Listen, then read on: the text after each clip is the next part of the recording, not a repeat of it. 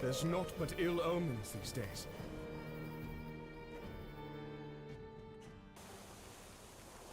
These are troublesome times indeed. Alrighty, it is time to...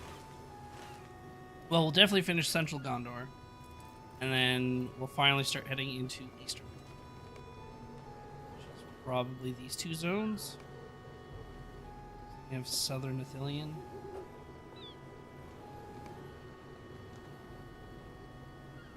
We can't do North Ithilien just yet.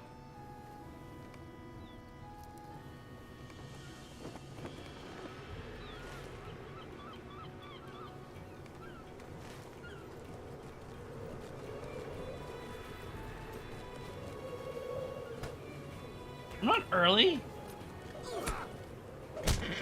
Oh, I know why you think I'm early.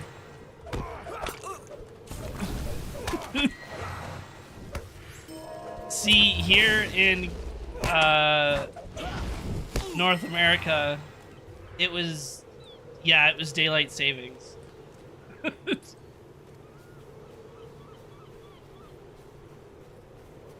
Yep. We had it this morning or whatever. Like, it happened today.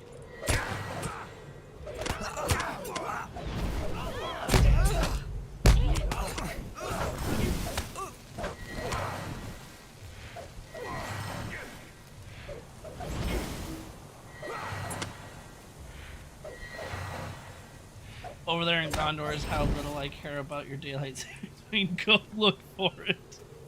You're still early. You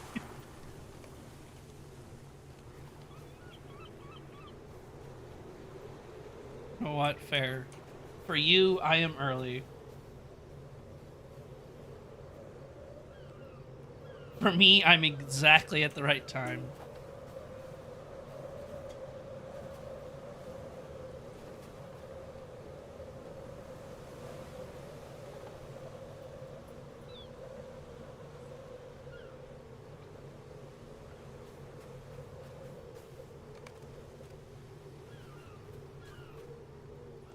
Is yours gonna be in like a week or something?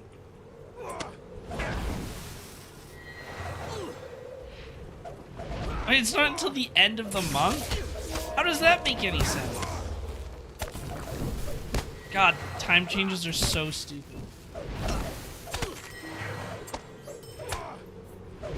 Half the world is now an hour closer to you.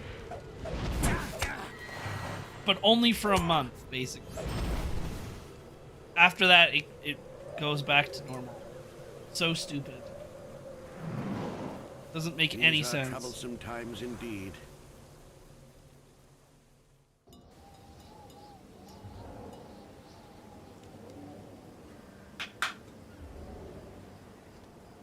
There's naught but ill omens these days. I guess we take them. Actually, I might be able to sell the crit one. People buy these essences again.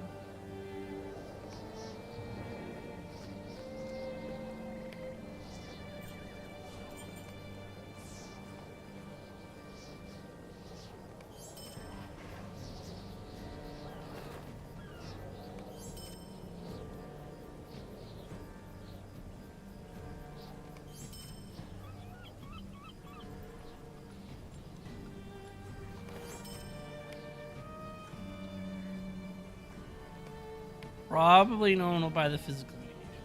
I'll put it up for...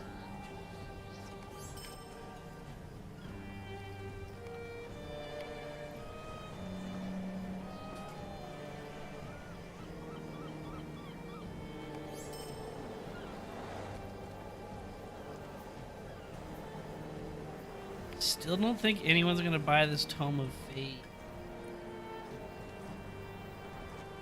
Tome of Fate 11. Oh, maybe someone. I'll put it up for 15.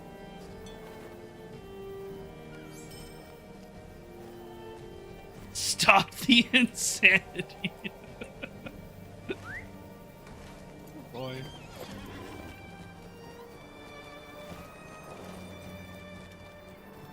I love reading the forums. The pure chaos that comes from it entertains me.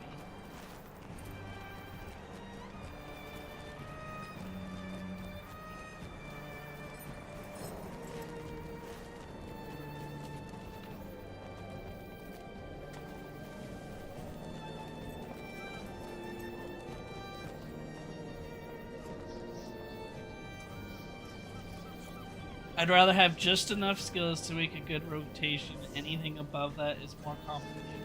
And that, ladies and gents, is exactly your average LOTRO player base. And probably why SSG keeps designed the way it is. Yeah, probably. The fact that, yeah, we don't want more things is kind of mind-blowing.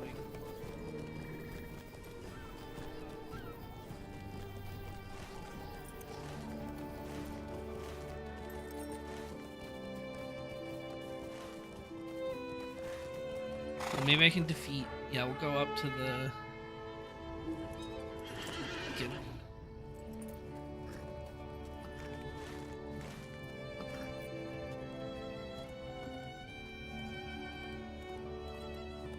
You know, it's just nice to have new things and a different kind of journey. Sure, I get that all the role players, they have their 50 plus characters, and every story is a little bit unique for them because they're role playing it different, which is great. I'm glad you can do that. And I'm glad you're having fun. Have all the fun you want. But that doesn't mean I also can't have something to look forward to, whether it's a new skill or a new mechanic or trade points or whatever.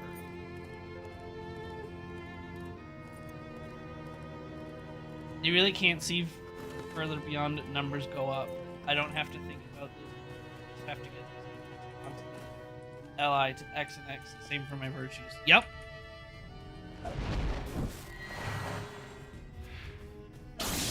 Which is why I really tried to explain it as like player power. Because our power doesn't actually increase. Just the number themselves go up. Because just by numbers going up, our power never actually increases. It just stays the same all the time. But I don't think they understood that either, sadly.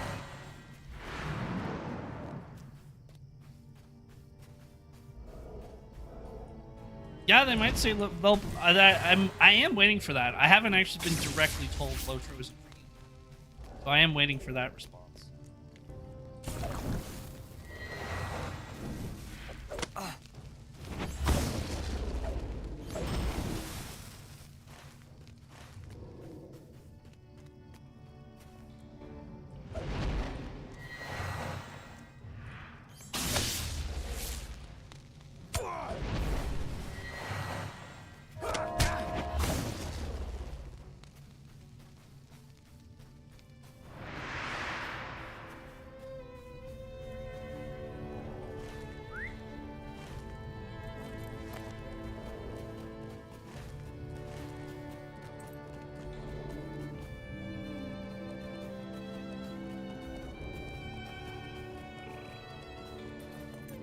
I am getting some people agreeing, though, so I'll take that. There's still some sanity left.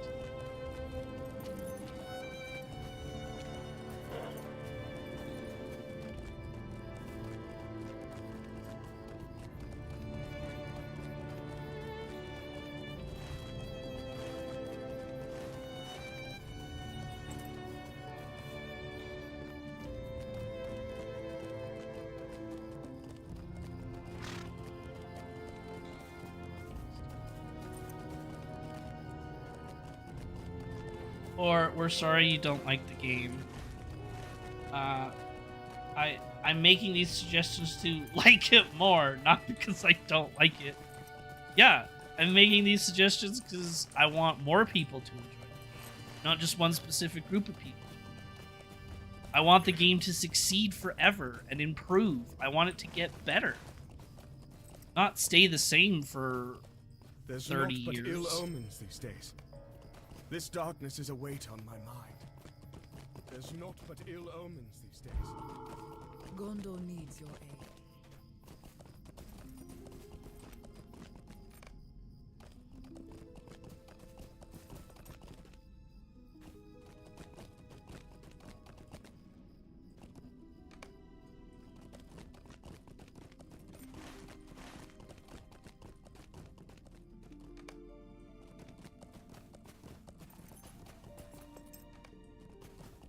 Oh, yeah, there's our response. Hold on. Oh, it's Ben. I thought Ben was on Helldivers.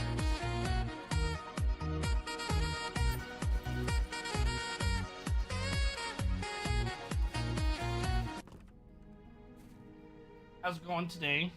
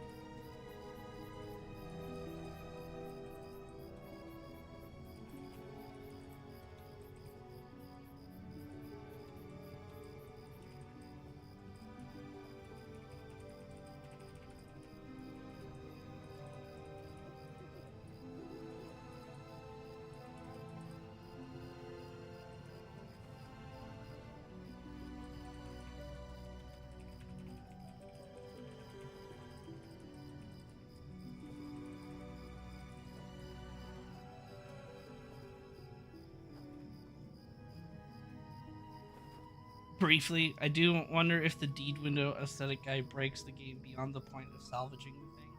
What if the inclusion of a hero skill tree going, what is the inclusion of a hero skill tree going to do to the spit and glue engine? Not super guy got a scary call from Alberta Lab Services? No, that's not fun. That sucks. Yeah, when they call you and say you have to come in, it's sadly they're not making you come in to tell you something good. I always hate those calls from my doctor. They're like, yeah, you did your blood test, but now we got to talk about it. Like, no, I don't want to talk about it.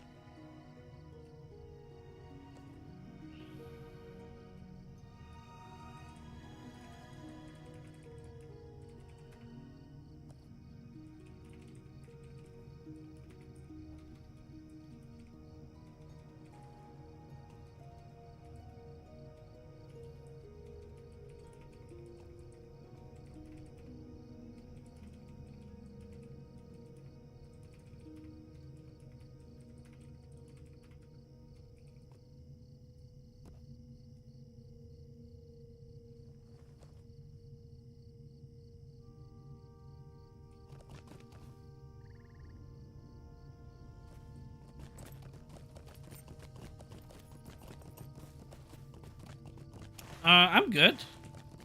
I totally forgot about the time change. I woke up this morning and was like, wait, why am I so tired? I slept for like over 8 hours. I would normally wake up at this time and I'm still super tired sleeping past that point. And I was like, oh wait, nope, it's at my body still thinks it's an hour too early. That's what's going on.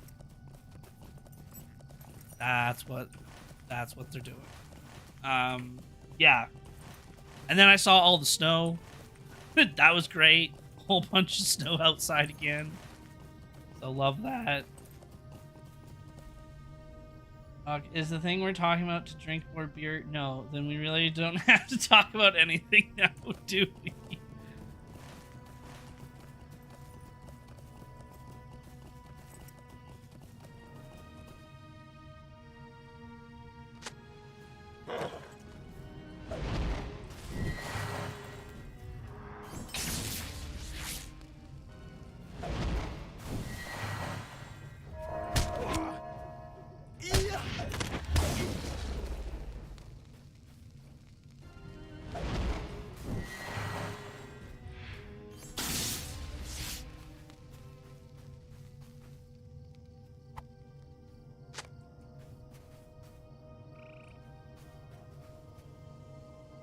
Oh my god.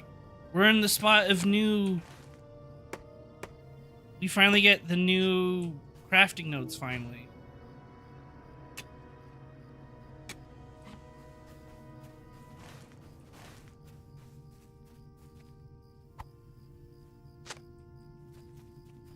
Watch more streams. That's your treatment. Not the flu.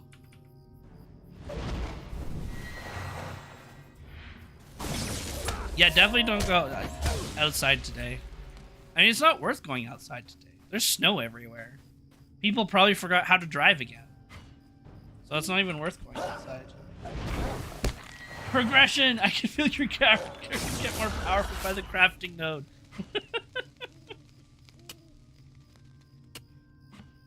I ran 5K yesterday and did a 2-hour walk afterwards. God damn. That's impressive, actually. Well done, sir. And then I love how your body's like, thanks for doing that, now have the flu. Not like, oh, thanks for keeping us healthy. It's, oh, you took us out for a walk and a run? Fuck you, have the flu now. How dare you go outside and be active?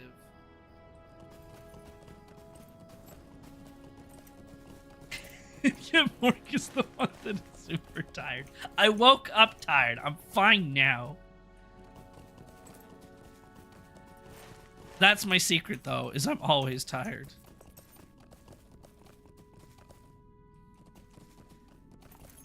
I told you I'm planning on doing a marathon in October. Did you tell me that? Maybe you did? Maybe you made a quick comment about it. I don't know if I really knew that or not. Regardless, that's cool. I love that.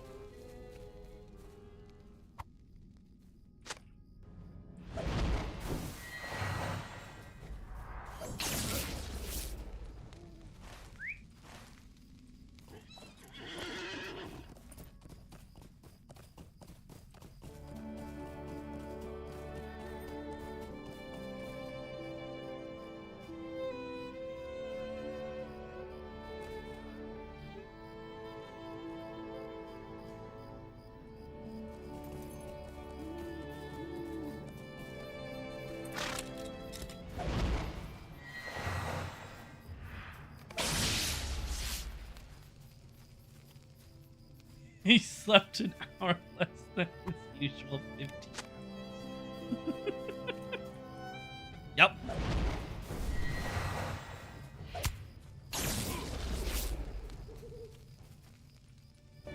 No, I usually get like 6.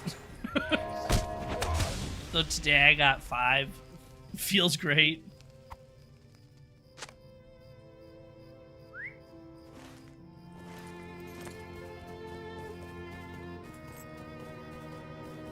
Ben, we discussed it at length and you were too busy thinking about snow or some shit. Why snow? Yes, when Ben talks to me, I sit there thinking about snow.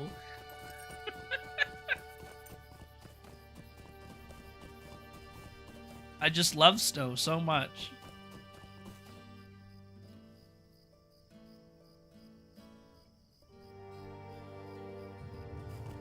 Yeah, that's what Tanisha does too. Is she uses it to like make schedules or like plan a day of checklists or something like that. I gotta get this stuff done today, or I have this week to get stuff done. On my mind. Organize it for This me. darkness is a weight on my mind. It's Antol. Hello, Antol. Nice to see you again. These are troublesome times. You caught the stream today instead of missing it. Yeah, you didn't miss it today. Nope. If I talk to myself, I think about stuff too. Let's do. Need to do sword sheaths and. Oh, this is Rangers of Ithilien. I mean, I guess I'll take it.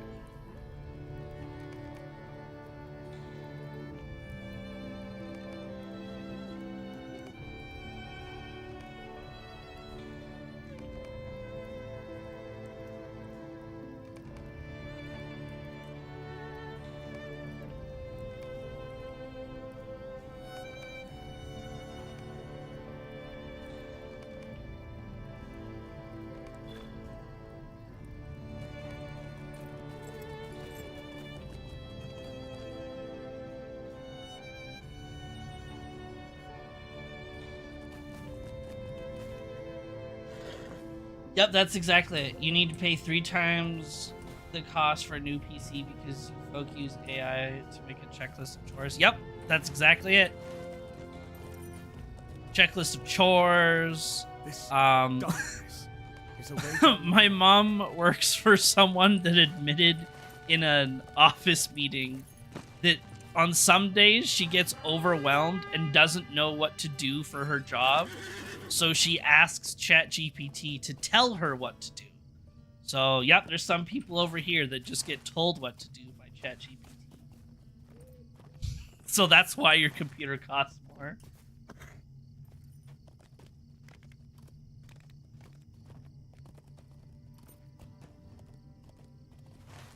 I think AI does definitely like to play with its food. It wouldn't surprise me if it's secretly playing dumb just for that. Yeah, some people use it for therapy, which isn't good.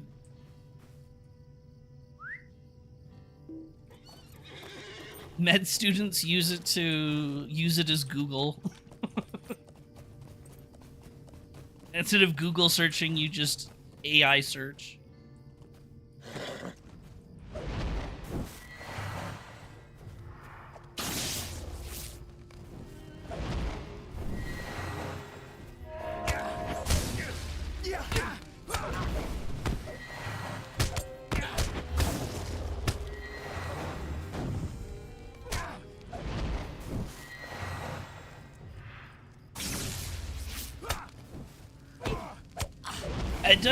It doesn't surprise me that they use it for practice against, and that's why when they get the real person, they're going to be extremely shocked. Because as much as I may act crazy, I'm definitely not AI.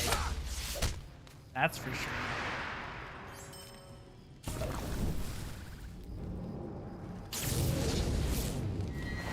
I eat Bible pages, not AI. That's the difference between me and AI.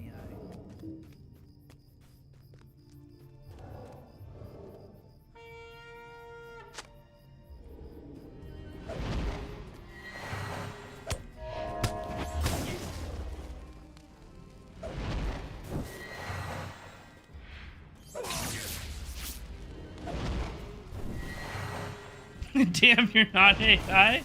And here I was thinking you were. I know, right? Crazy.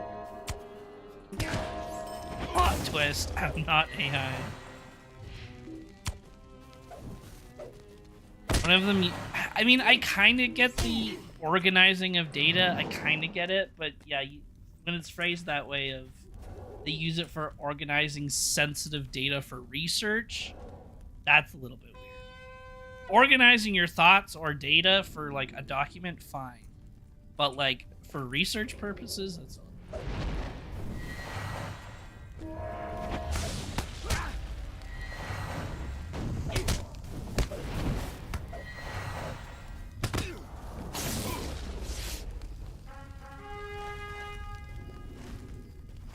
Search the area for the source of the moans?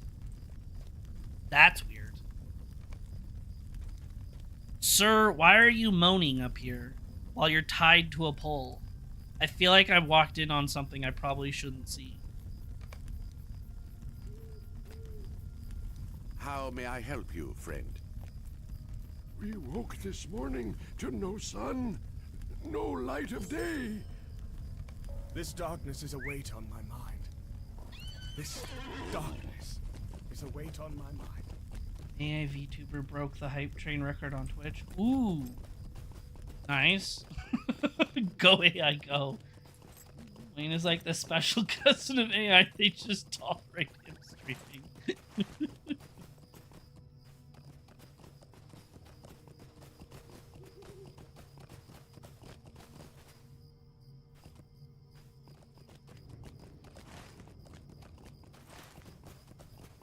Organizing my week is fine. I got a lot of shit going. Exactly.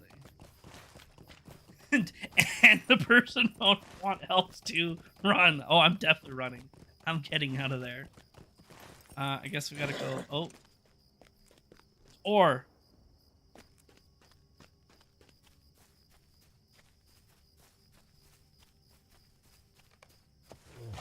The dude with the monkey avatar on the LOTRO forums is annoying as fuck. Oh, yeah, he is.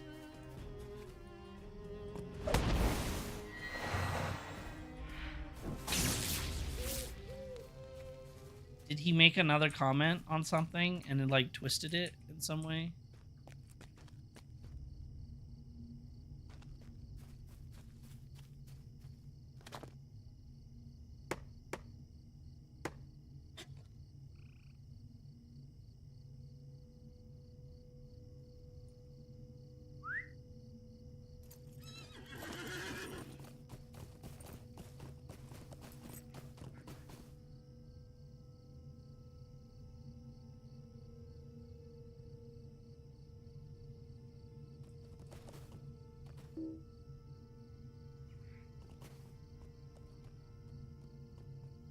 Well, just there was someone that posted, and I think this is a very fair statement. Someone posted on the forums saying that basically there needs to be some sort of change to the leveling experience, because right now, as it stands, every single year we are going to get a new level cap so every single year we're going to get 10 new levels. But the problem with that is that the journey to get there isn't going to change, and it's not going to get any easier. It's just, if a new player came to the game and they were told, hey, there's 180 levels to get to endgame, good luck, it's a really kind of just boring experience to quest there, because after a certain point in the game, you don't gain any new trait points, you don't gain any new skills, there's nothing new that you get to maintain. Instead, you're given these legendary weapons, but you have to replace them like every 10 levels basically after a certain point. So it's a lot of just really annoying things, and you're also never getting anything new. So that's what this person was kind of just going on about. So maybe if the leveling was much faster, then the journey wouldn't feel as so dull and boring. But that by criticizing the game, that upset a lot of people. They had to. So that's the drama. Is people were upset because someone was criticizing the game.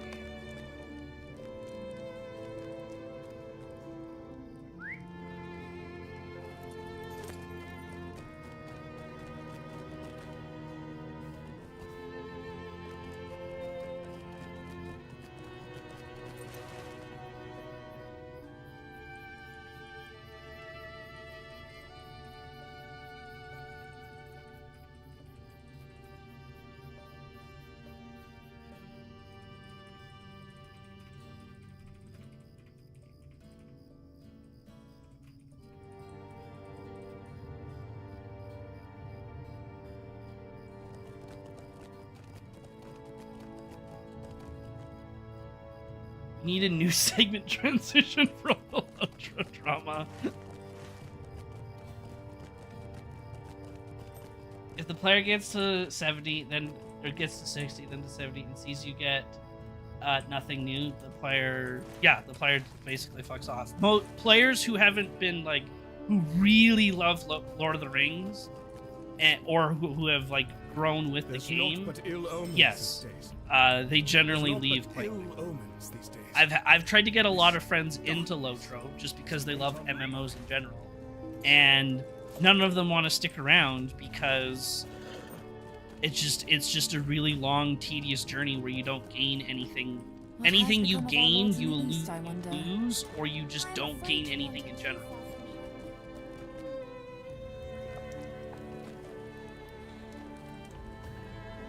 I asked for an alternative to numbers go up. Reply, why though? They're just numbers. They mean nothing. I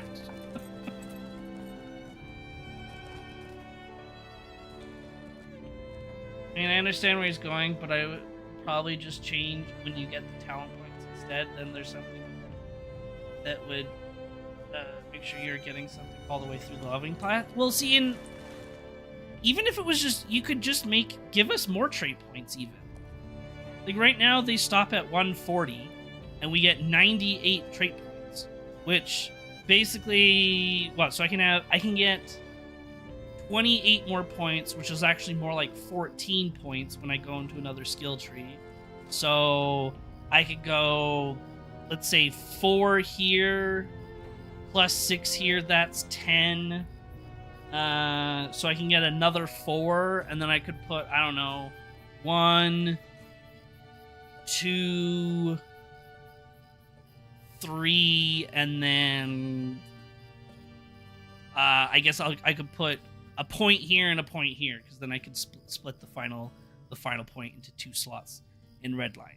So I'm halfway through blue, and then basically I finished red at that point. But if you gave me like another 12 or another 30 points, but I could only spend 15 of them basically, then I could get I could go further down into blue, or I could go down into yellow a little bit. Like, I'm not gaining that much more power, I'm just gaining random passives.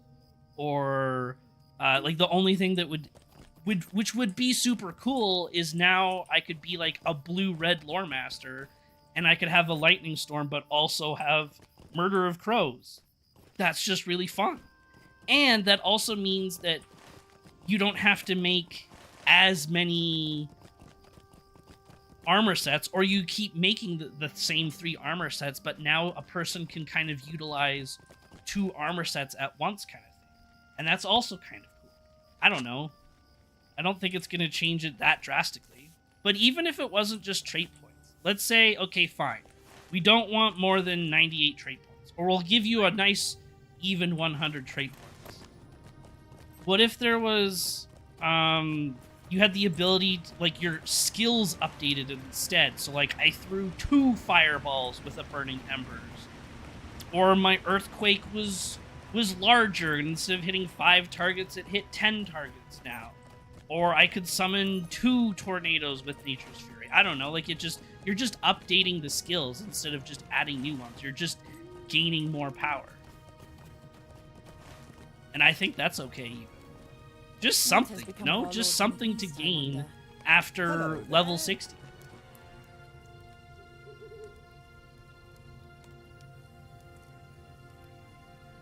It is unfortunate. That's why it takes such long breaks. Yeah, Ben's tried LOTRO a few times, and it's just a very intimidating process.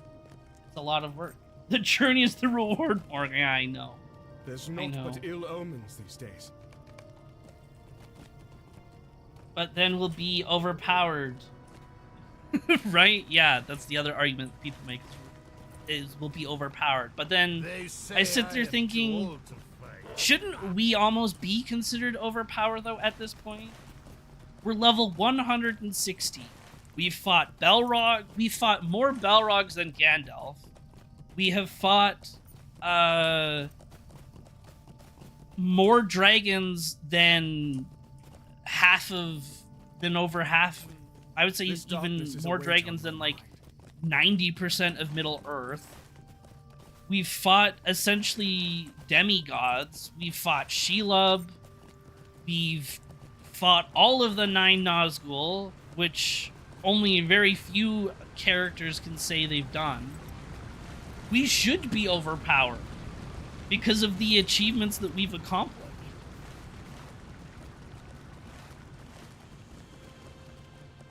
So I'm okay if we're a little bit overpowered at this point. We're level 160. There's not but ill omens these days. It's kind of like your reward, right? You've fought all these crazy creatures across Middle Earth. Maybe you're gonna be a bit overpowered now. I think that's okay, personally.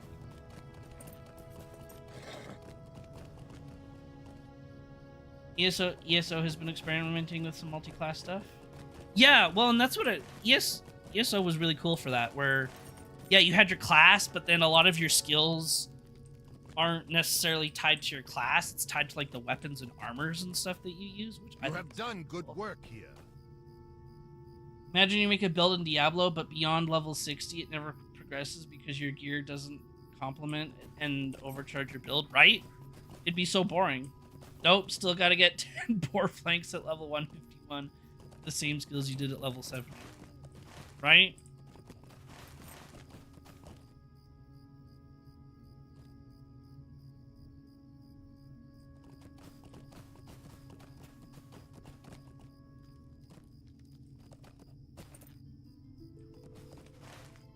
Alright, we need to defeat more Haradrim and find King's Foil.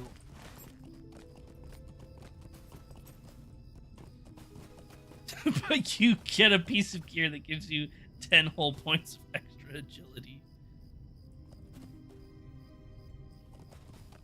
Which isn't even more power because, of course, it's all scaled appropriately to your actual level. So when you look at it, it's still actually like... it's still 0.5% more damage or more stats or whatever in the long run. Just like it was 80 levels ago. Yes, but those old timers don't know that, right?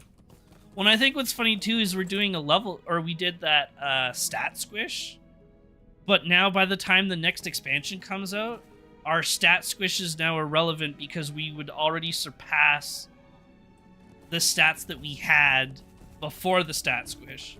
Like, characters were approaching 1 million morale, and that wasn't good, right? It was just gonna fill up. They had to do it because there would be too many basically like decimal points on your health bars and stuff, so they needed to do a stat squish in that regard. But now in like one more expansion, we're already going to be back at that point where we're reaching 1 million morale. So what, are they just going to do another... Do they have to do a stat squish now every 2 expansions?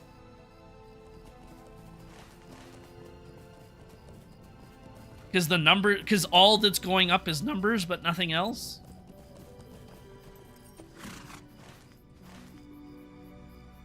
So I don't know. I'll be curious to see how SSG handles further expansions. And if we truly keep getting nothing every expansion, like, yes, we're getting more zones, which is great. They all look amazing. There's more to the story that they're creating, which is great. I'm glad that they're creating their own stories. But our characters themselves remain the same and have been remaining the same for a long, long time. And then it's also scary to new players. So I don't know. It'll be interesting to see if they do anything to him. Like I said, they're just afraid they can't press the same 4 buttons to raid, and that the game goes faster than 2 miles per hour, and they'll be left behind. You know what would help, which is really funny? And I think it would actually help with the lag, because then SSG could actually control the inputs a bit more. LOTRO should bring in the 1-button rotation from WoW, because it sounds like that's what these people want, is a simpler rotation.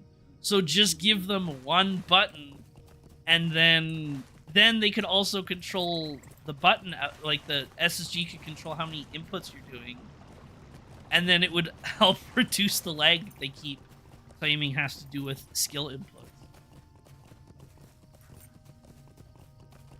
The 1-button rotation only works if there's an actual rotation.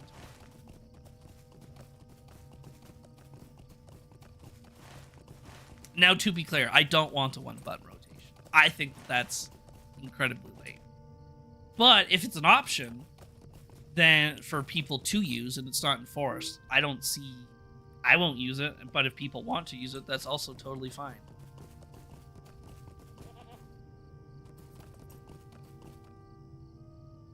When I first played Doom Eternal, I thought, shit, this game is too hectic and too fast-paced for me.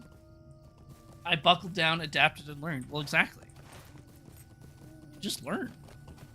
You have 160 levels to learn. I think by the time you reach 160, you should have a decent understanding of your rotation as things slowly changed every 10 levels. I don't know. I don't think that's too much to ask for, but I guess to some people it really is too much to ask for.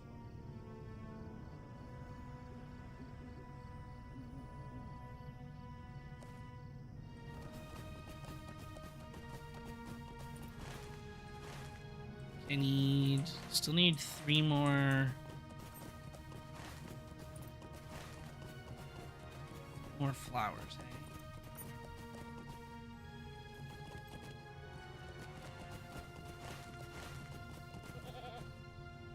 Yeah, the only thing you gain past level 60 is just more trait points, which, like, in some circumstances you might learn a new skill depending on how you built your character. Like, if you did something weird where, like, you went... If I stopped, like, here in Redline and then went down into blue and yellow, then at level 60, I would be able to I would then gain, like, Lightning Storm, and then at level 80 or something, I could learn Nature's Fury, so I would gain new skills that way. But, yeah, all you're gaining past level 60 is trait points. So it's not going to be hard to learn.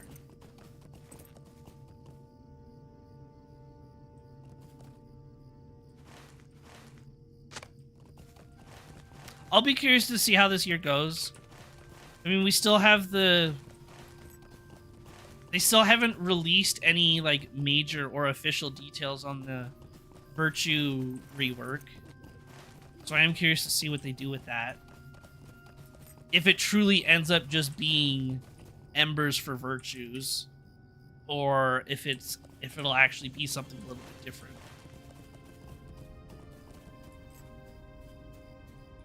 So I will be curious to see how that goes.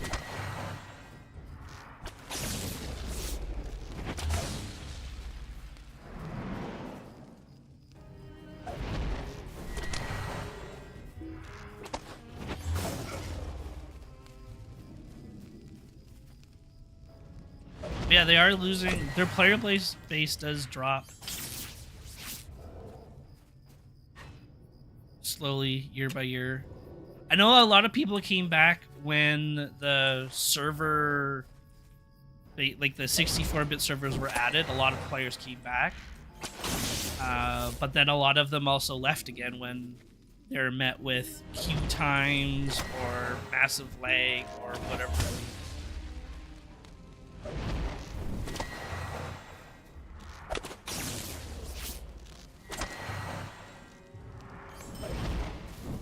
Still on the fence about what I'm going to do. I paid for 3 expansions I haven't set foot in, so that stings a bit. Get it? Sting?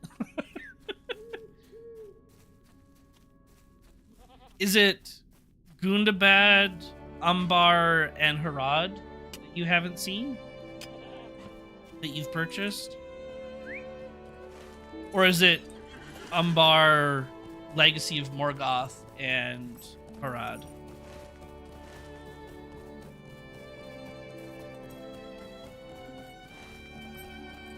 Because I guess Legacy of Morgoth is an expansion, but it's just a landscape update. I mean, really the only difference between Legacy of Morgoth and Umbar is the fact that Legacy of Morgoth doesn't come with 10 new levels and a crafting tier. That's the only difference between the two. But they still call it an expansion.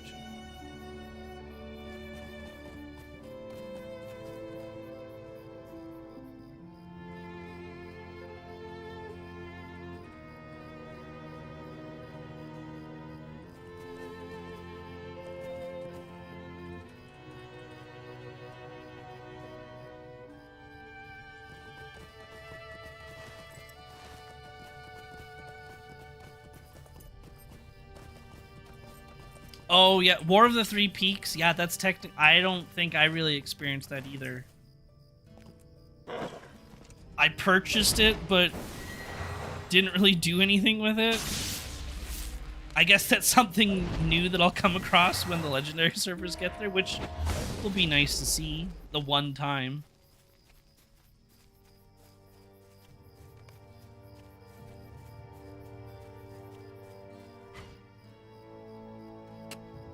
So yeah, you have War of Three Peaks, Gundabad, Umbar, Legacy of Morgoth, and Harad. The lag in Minas Morgul was really bad. I do remember that. But hopefully, actually, the 64-bit might help that, which will be nice. I know it was really laggy because just the amount of detail, like Minas Morgul's constantly glowing and pulsing, and there's just a lot of animations happening on screen that, yeah, I think it was causing lag for the server. Very good, my friend. The conclusion to the Minas Morgul story is actually really good. I think that's for me personally, that's when the story of LOTRO ended. Beyond that point is when I lost interest in the story. It just wasn't as intriguing, or I don't think the game made me care a whole lot.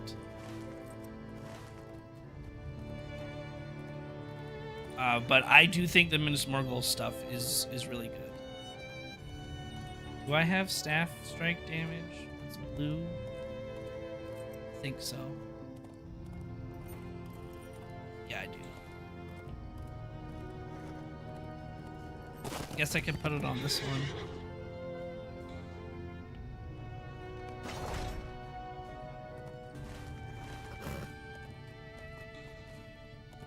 You should just keep away from the forest. It might make you insane.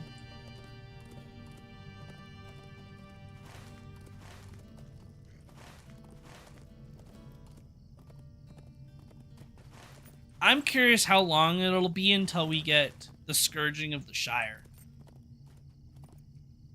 When do we get to go to the Shire and see it all on fire as Saruman and Wormtongue are burning it down to the ground? There's naught but ill omens these days. That's what I want to see.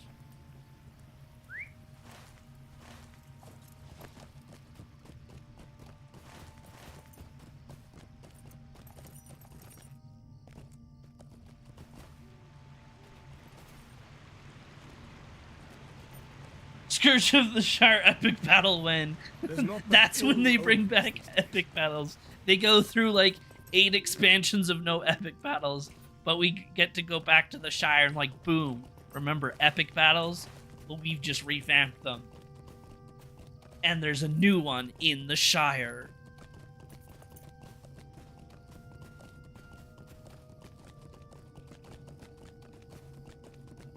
Old folks are gonna lose their minds.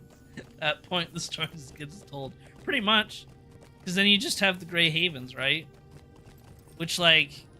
Why do you interrupt me?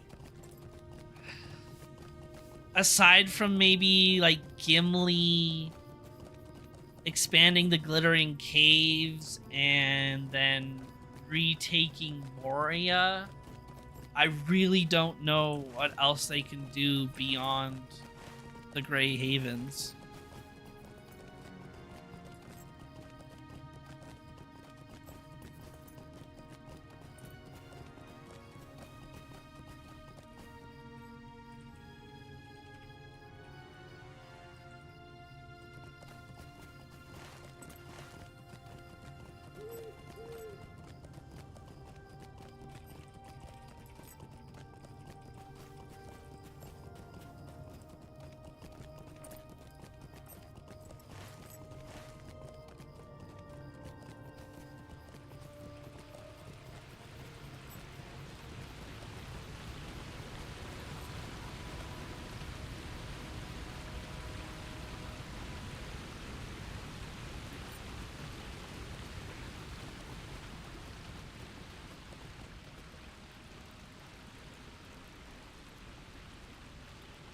It's fine, they got 7,000.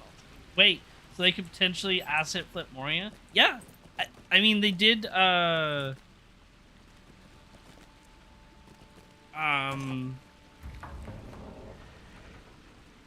There's a random story somewhere.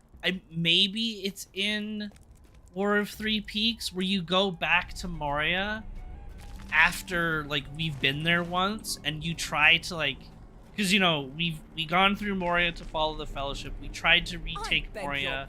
We kind of succeeded, but kind of failed in other ways. We go back there and we find out that we actually failed completely.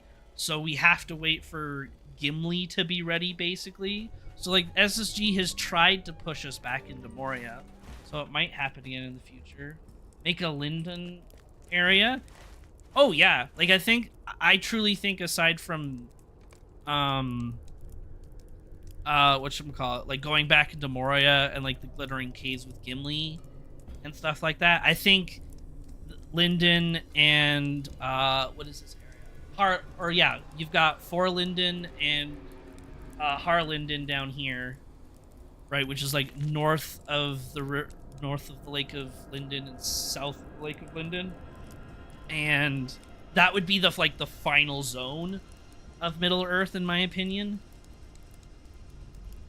This will be the final parts of the map that we go to, and then from there we would like be revisiting Moria, or maybe we finally go to like Second Age Middle Earth and we get to see Amon Sul when it's still built, or maybe it's another epic battle for you. Amon Sul epic battle against the Witch King. And an epic battle of Fornost, an epic battle of Anuminus. I don't know.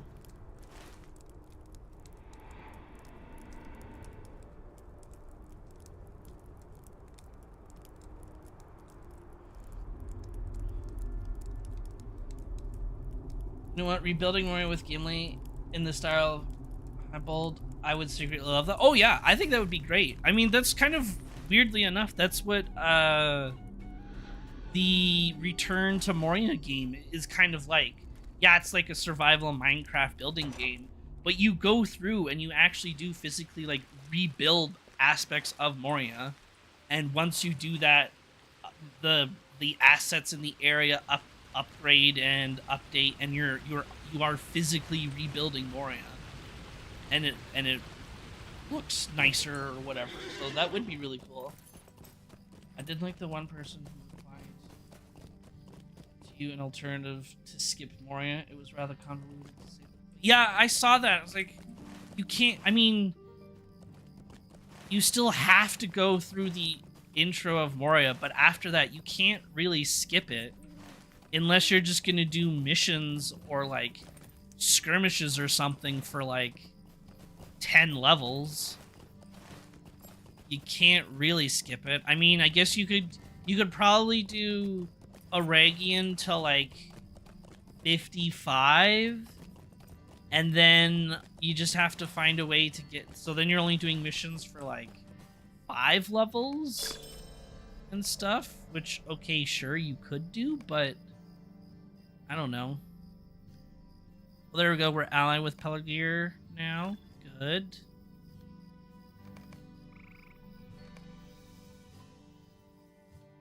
Sent by Linden Aragorn as the himself, final zone. Lord With the final Angmar quest the you take. Fearless has come to So the final Toonland, quest take you bearing to news of Valinor. the victory Then at basically Pelargir reborn for you Lady Terenas. character from start, but tidings now that you might can assuage our multi-class. fears of her You know brother's what? fate. That would be cool. If that's what LOTRO leads to, I'm down. Where you play through all of Middle Earth, you get sent to Valinor, you get reset to level 1, but now you can be a Lore Master Hunter. I'm down. There's naught but ill omens these days. I'll accept that journey. It's a long-ass journey, but I'll accept it.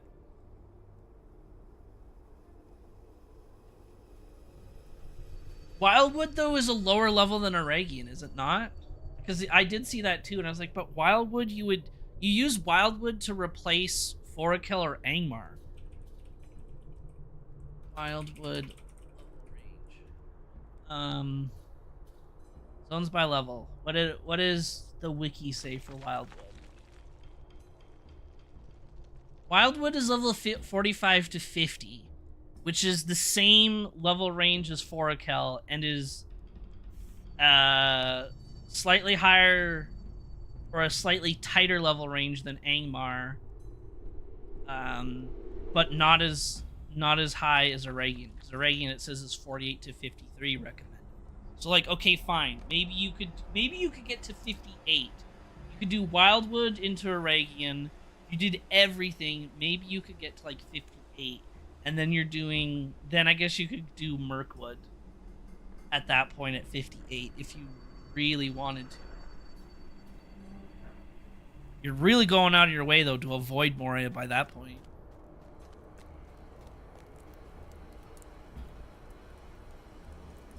I'm gonna go hunt our case strap firestones to my arrows. Hell yeah. You're just shooting exploding arrows at that point.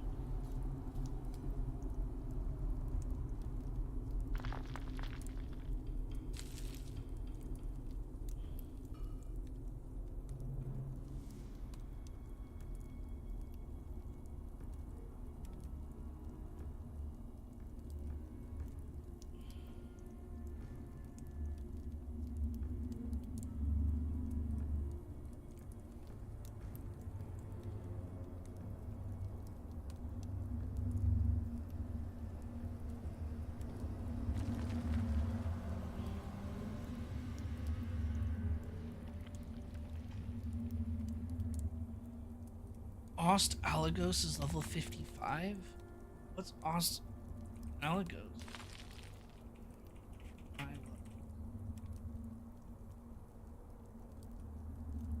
Ost Alagos.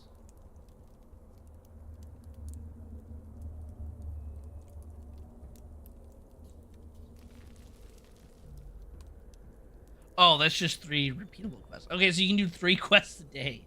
Great.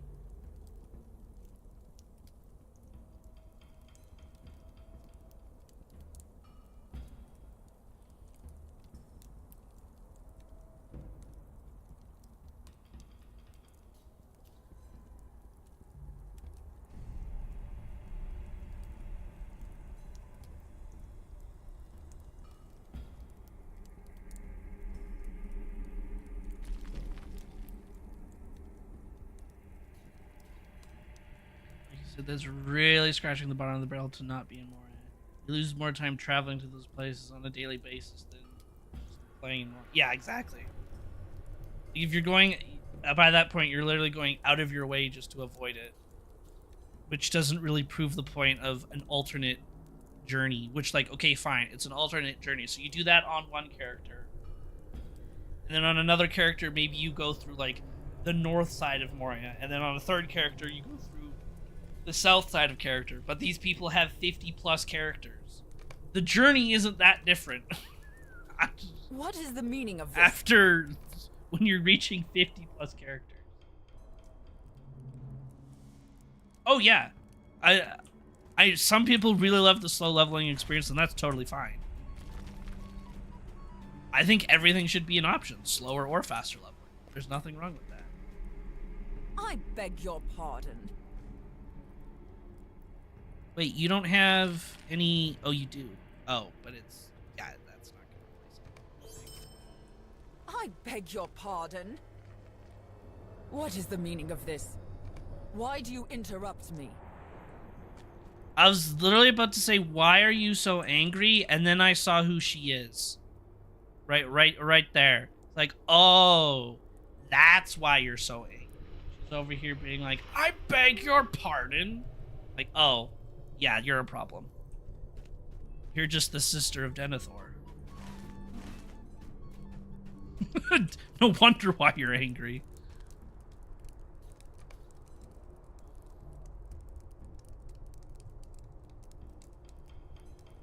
You think you should probably be queen or something. Well, fish slap.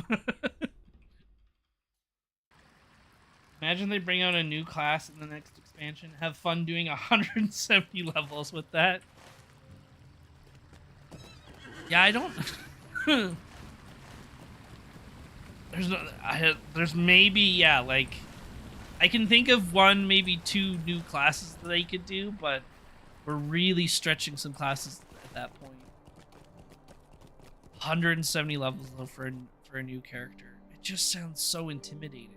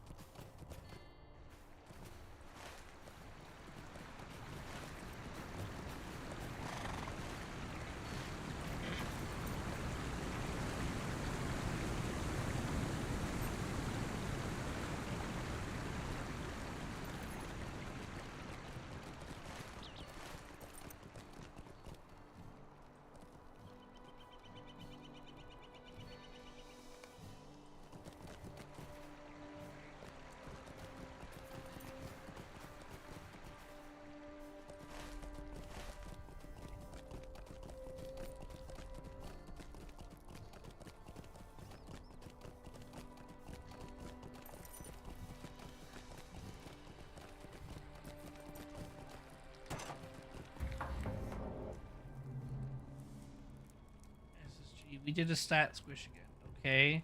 But why are our models so small now? Stats are tied to player height. Sorry. Why do I think that's something that would accidentally happen? This? They do a stat squish, but somehow that's tied. The coding is tied to the height of our characters. God, that wouldn't surprise me. Everyone becomes the size of a hobbit somehow.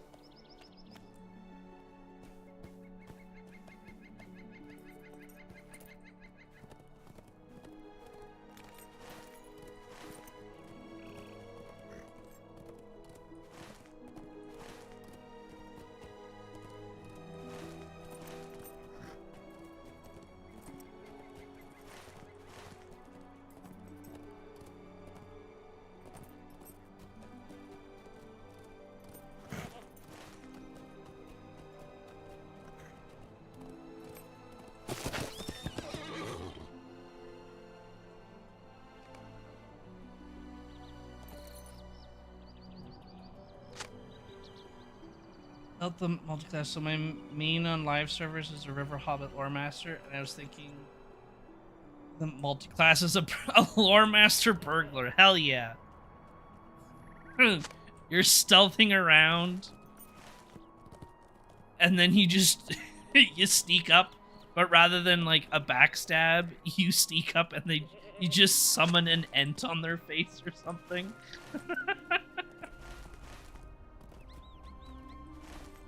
Positional damage, lightning storm. I'm down. I'm down. I mean, that's what my one friend kind of does. He plays a champion. He's an elf champion, and he loves the elf stealth so much. Yeah, the Sylvan Shadows skill.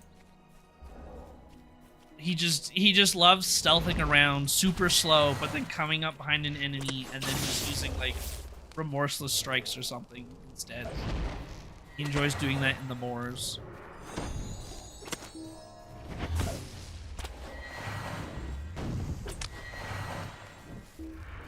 An LM mini, that would be interesting.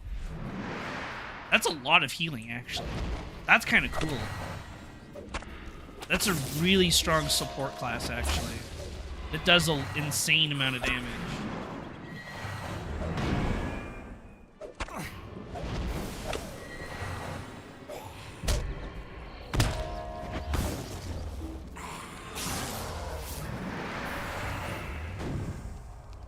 Mr. President, we have some good and bad news. The bad news is the LOTRO AI keeps sending.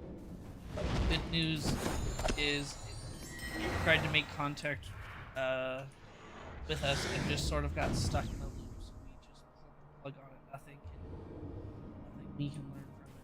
Nothing from here either.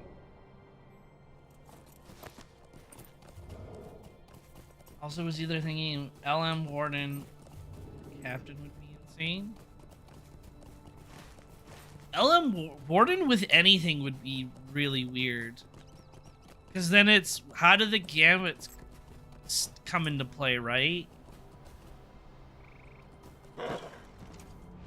Because then it's like, do you do gambits based on the other class's skills? Like a Warden Lore Master would be like Fire, Frost, Lightning instead of Spear, Shield, Fist? Or are you just doing gambits, but then you're lightning, but you're also doing like lightning, fire, or frost damage with those gambits as well? Warden Runekeeper, throw misses at them. LM Captain would be cool too. You're giving Captain some ranged capabilities.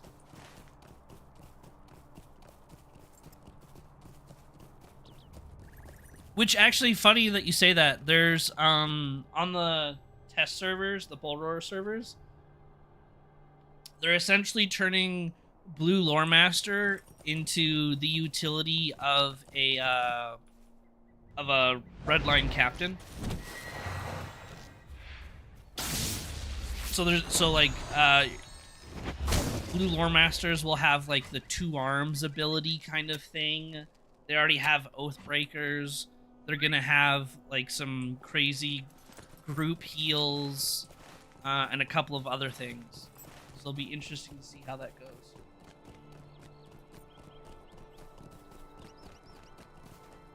Ooh, multi-class with 3 classes. That'd be wild. Alright, we found all the southern beacons.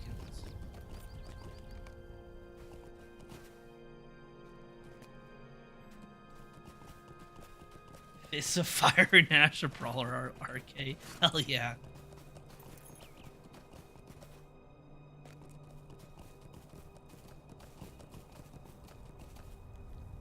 So, if this is the first beacon... Oh, it's not even the first beacon. Well... It actually kind of be. Okay, hold on.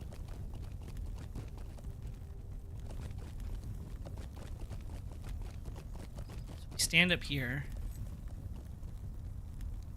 Can't... I figured we'd be able to see the beacon of Minas Tirith from here, right? But I guess not. Because we should be able to... We can see the next beacon. And then when you go to that beacon, you can see the next one. But there's no smoke or anything coming from that direction. If I go to this bridge...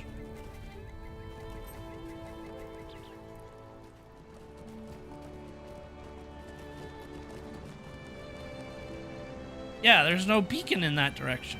How do we know that you should like this beacon?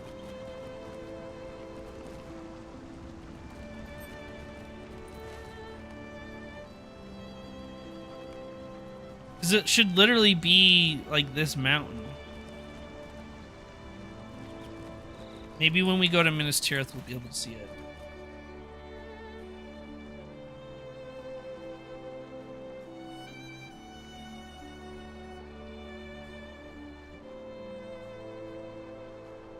I'd take 1 level in Guardians to get heavy armor perk. Heavy armor always looks the best. It really does. The heavy armor in this game looks amazing.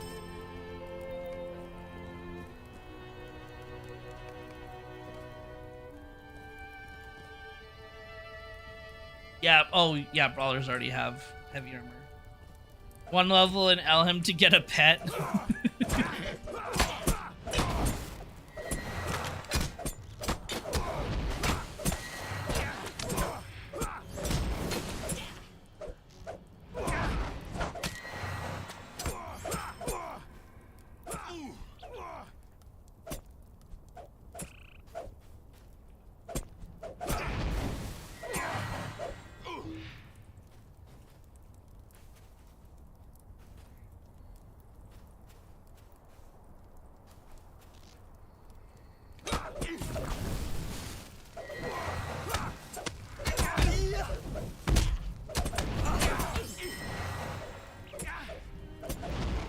A champion hunter honestly just reminds me of a ranger class, which I think is still a class that they could truly add. Like, I know there's the so-called ranger class in PvP, but I would love to see a true ranger class that has a ranged focus build that has some melee abilities, a melee focused build that also has some small ranged capabilities, and then like a weird, it would have to be some sort of support thing or CC based, kind of like Yellow Lion Hunter right now that has some healing CC and debuffs. So just, you'd have to repeat that process, or you just make it 2 specs. Honestly, you do melee build, range build, and then their yellow line would be like ways to like cross over the two as their free spec that some classes have.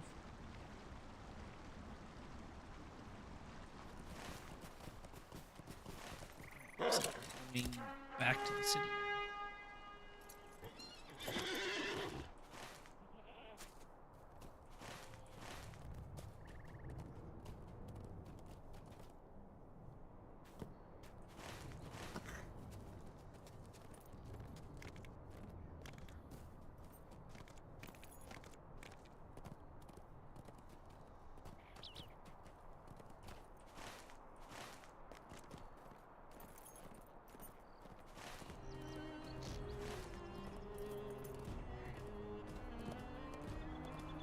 Imagine the end of the game is watching Frodo and Gandalf get on the ship for the raid.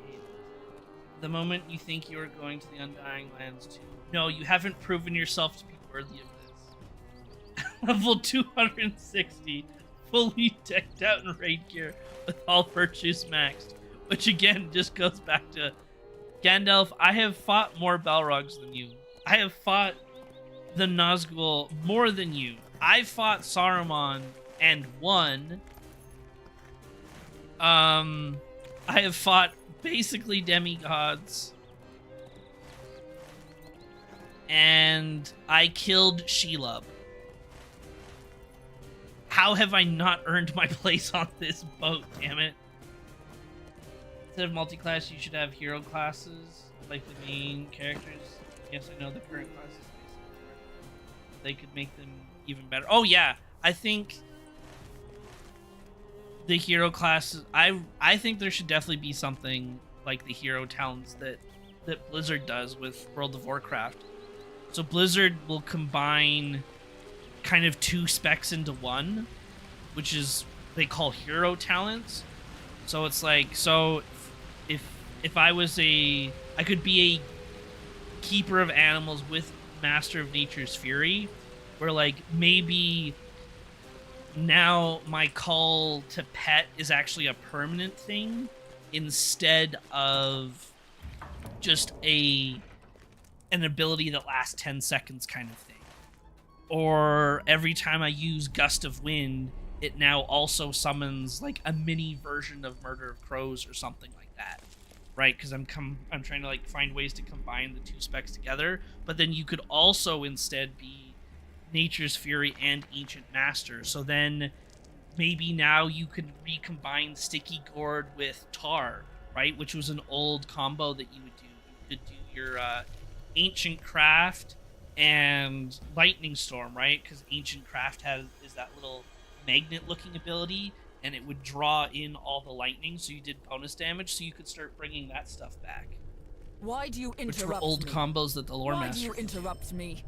Why did do you sticky interrupt gourd, me? or you did tar into sticky gourd, and now your sticky gourd would spread to multiple people.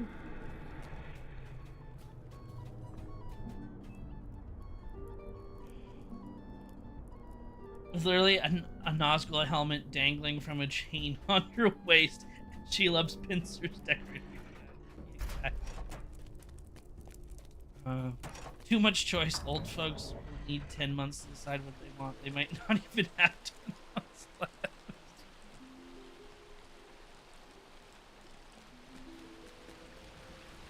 Yeah, I'm not saying that this stuff would be easy to balance or to tune or even come up with stuff for every single class will be easy, but there's definitely ideas that we can make work as a community. And it's interesting that so many people all the time are so against these things, instead of trying to find ways to make everything more fun, more engaging, and cool. It's like, yeah, I guess combining specs on something like a champion doesn't really work. You'd have to think of something else because, well, what's funny is champions are getting a change where Remorseless Strikes in Redline becomes an AoE ability. They're making it an AoE ability already. So then it's like, okay, well, how does a champion combine 2 specs when they're already basically 2 specs? So I guess in that regard, you could only combine red line with blue line or yellow line with blue line, maybe. So that you're now just a tanky red line champion or a tanky yellow line champion.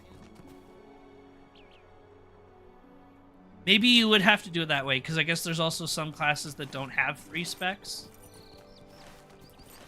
So it's only you can only come up with 1 or 2 combinations for certain classes, I guess.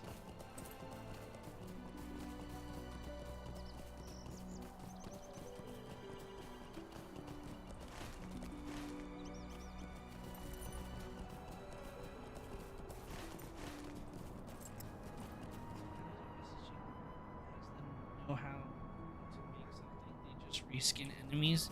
Yeah, the reskins of enemies are kind of annoying. I still love when they released the trailer of Harad, and the very first thing you see in the trailer is just a boar. Like, oh, we're killing more boars, guys. Woohoo, let's go. I love that about the first trailer.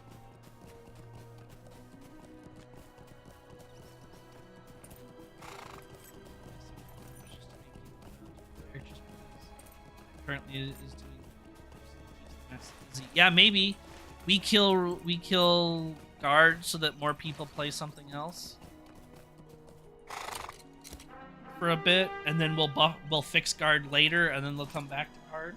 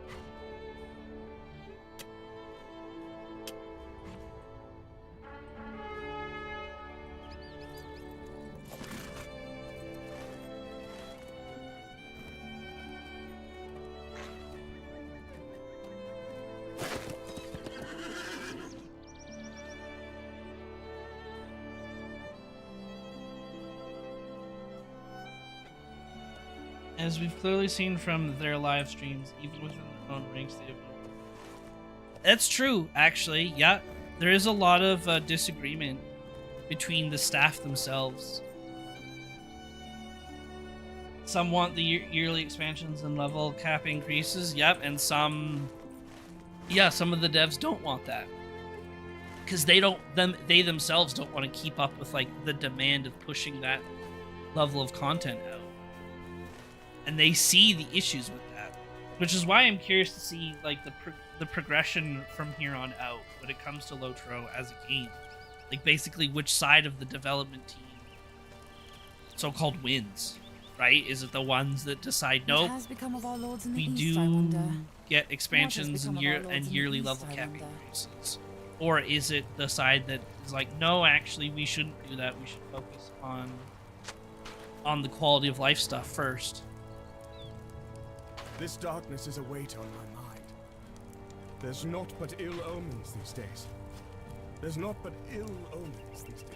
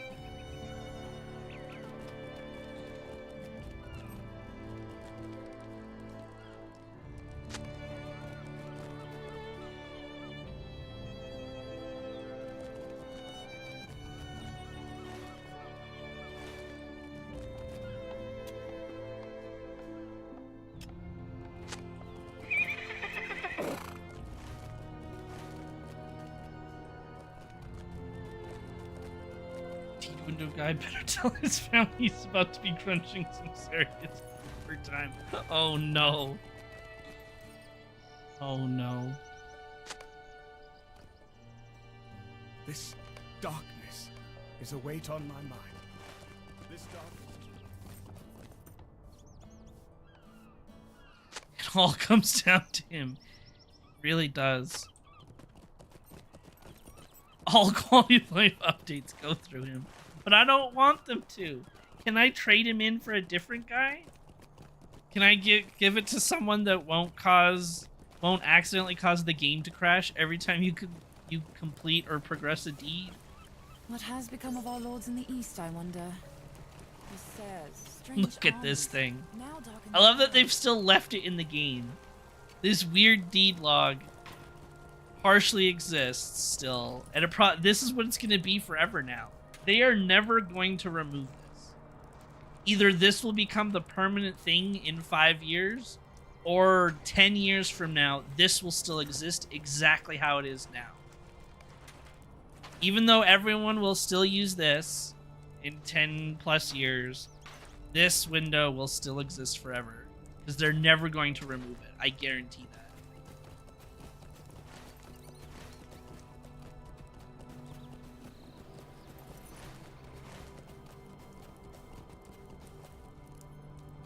You'll never appreciate the fun times you have leveling your character until the game crashes and you're no longer doing so for the 5 minutes until you log in. God, that was a weird time. Yeah, I think I was in Lothlorien and I was... Actually, you know what? Hold on. Yep.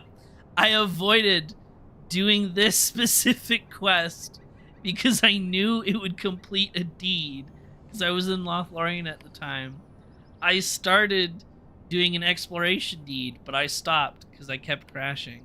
Here's another exploration deed I started, but then stopped doing because I kept crashing. Because I crashed during this deed. I crashed doing quests. I completed Orc Slayer by accident because I was just questing and crashed. This one I think I got before the update happened. But yeah, there's actual... I remember not doing this because, like, well, if I do it, the game will crash, so I'm just going to avoid it. Let's go. My gathering skills have been caught up to Anorian in 3 days. I went from artisan to Anorian. Oh, hell yeah. Well, what's funny too is like you can finish Anorian, but really the Anorian tier was more made for 105 even. So like if you end up getting it completed before 105 comes out, then great, you're kind of fully set for 105. But I just think it's really funny that we have a tier that we don't even really use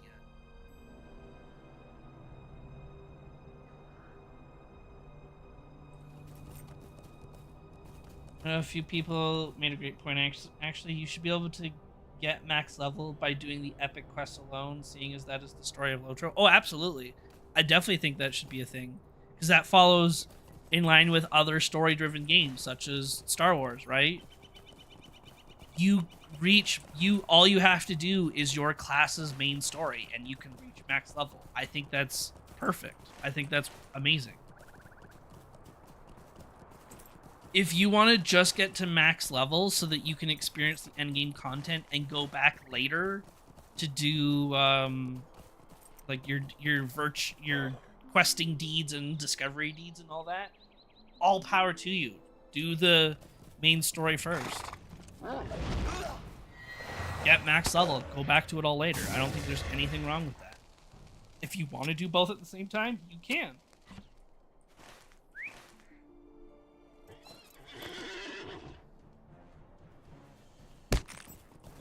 But who will get the hobbits their mail and pies then? I don't know. I never see anyone do that quest anymore.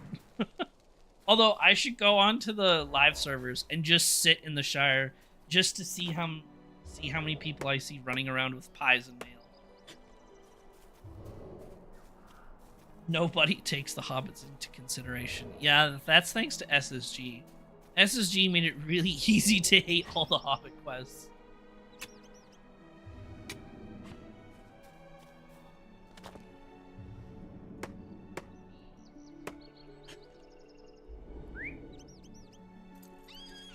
You deliver the pies and mail on your characters? Damn it, Antol.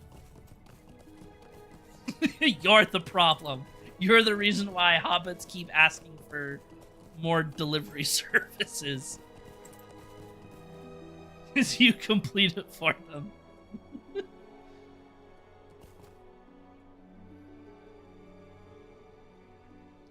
Now, Antol, did you play the game when... I guess, maybe I'll rephrase the question. When did you first play the game?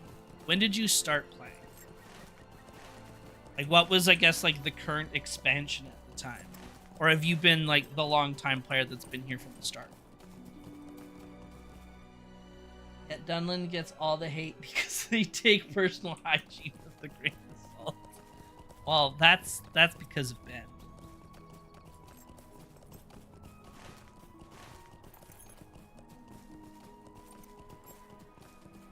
What am I doing here? Recover stolen goods. Oh, from archers.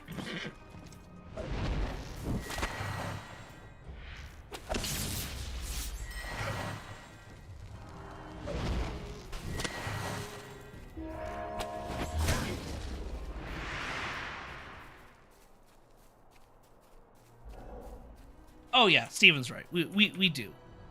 If I really hated it that much, I wouldn't have made my entire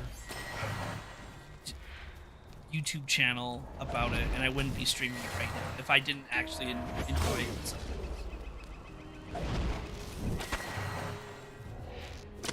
Well, that doesn't mean we can't criticize it from time to time. Vent out that frustrations.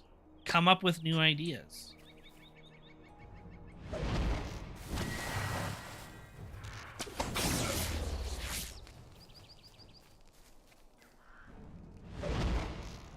Oh, god damn it, this is another quest where you have to manually loot things.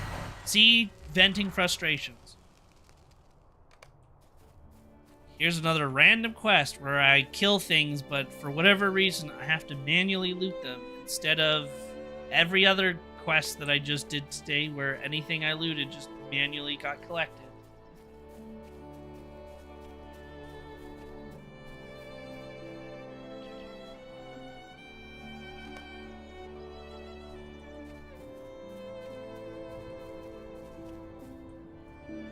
So didn't I kill one over here somewhere? Yep, there he is. These are just therapy sessions to vent about the shortcomings of the game. It's not like I have 2,000 hours on LOTRO on Steam alone. And I don't even remember how long it took for LOTRO to get Steam, right? Well, like here. My slash played on this character alone is 1 month, 2 weeks, 8 hours, 4 minutes, and 17 seconds. But I know some of my other characters are like they actually have a true like 1 or 2 years on their slash played.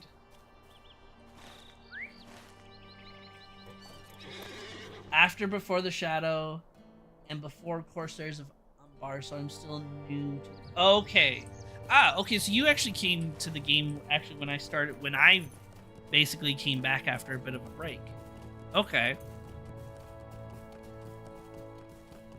So then those Hobbit quests that we were making fun of, back in the day, those Hobbit quests didn't give you a speed buff. Or didn't have the set your movement speed to 100 or whatever. Or the 110%, whatever the speed buff is. It was a slow walk to deliver all of those. So that's really why I hate those. Is I had to deliver all of those pies and all of that mail super, super slow. And I did it once, and I never wanted to do it again.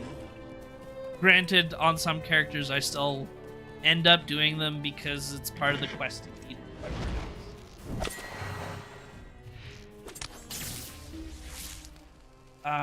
The Lord of the Rings Online LOTRO was released on Steam on June 6, 2012.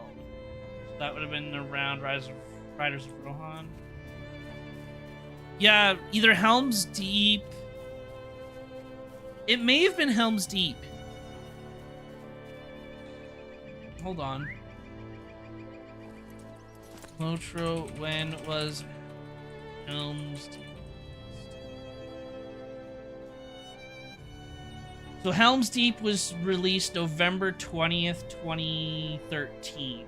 So a year after, basically a year after the Steam release. Was Riders of...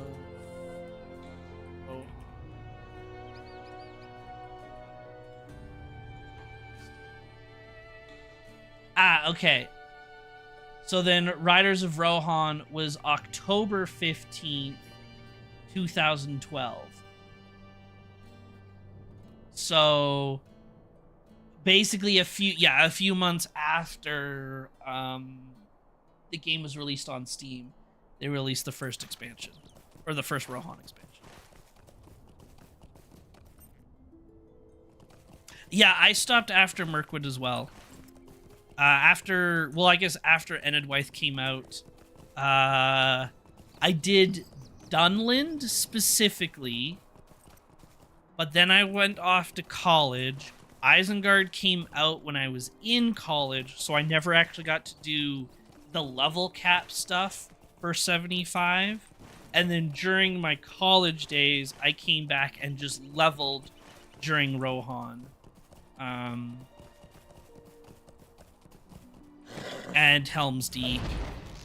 Then again, got busier in college because my first year of college was just like a open studies type year where I just did random classes, so I had a little bit more free time. But then my first year of theater college, I got super busy, and I didn't. So, well, yeah, my first year second year and third year was super busy. So then I didn't come back until like 4 years later, and at that point, 105 had just come out. And that's when I came back and started playing a little bit. So I came back just when, I think it was like 2 weeks after Pelennor Fields came out. So I leveled from 95 to 105. And then I quit again because I didn't like the game. Not that I got busy, I just didn't like the state of the game pretty much after Mordor. I was really unhappy with Mordor. I played through, really because of the raid. I did not like the Mordor raid so much. It was just boring. I played there's the Mirkwood, like the northern Mirkwood, which was kind of cool going through for the first time. Seeing Erebor for the first time was kind of cool, and Dale, and then there was like the Eastern Mountains or whatever. What is it? The Iron Hills. Yeah, so this was the last zone I officially did before I hard stopped playing the game, and I didn't come back. I didn't purchase any expansions or any updates or anything until Minas Morgul came out. I played through it, but then stopped again. And yeah, then it wasn't until the Angmar server that I played. Or I guess the Shadowfax server. I leveled up a Runekeeper super quickly because that's what you did on the Shadowfax server. And then played through Umbar because it was the new thing at the time.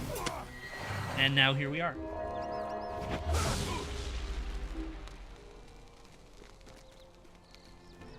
And now you're a professional Bible page eater. Glad that college paid off. Yep. Yep.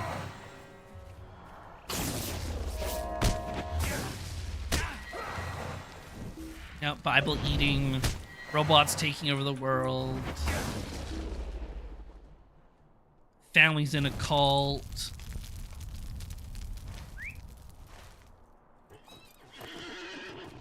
Being tied to a bed and trying to break out.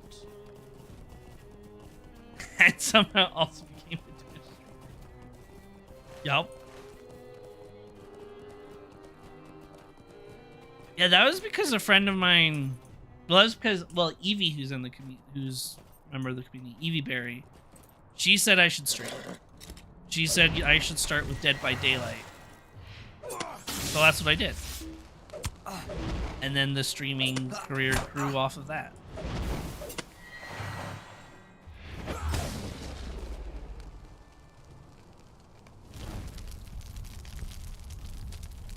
Don't you lay this burden on the goat, Evie.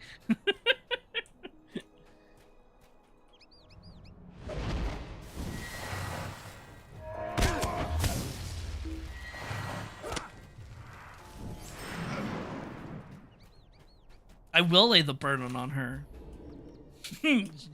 She bought me the first face cam that I got. She got the channel kind of set up for me. All the banners and stuff that you see on the Twitch channel itself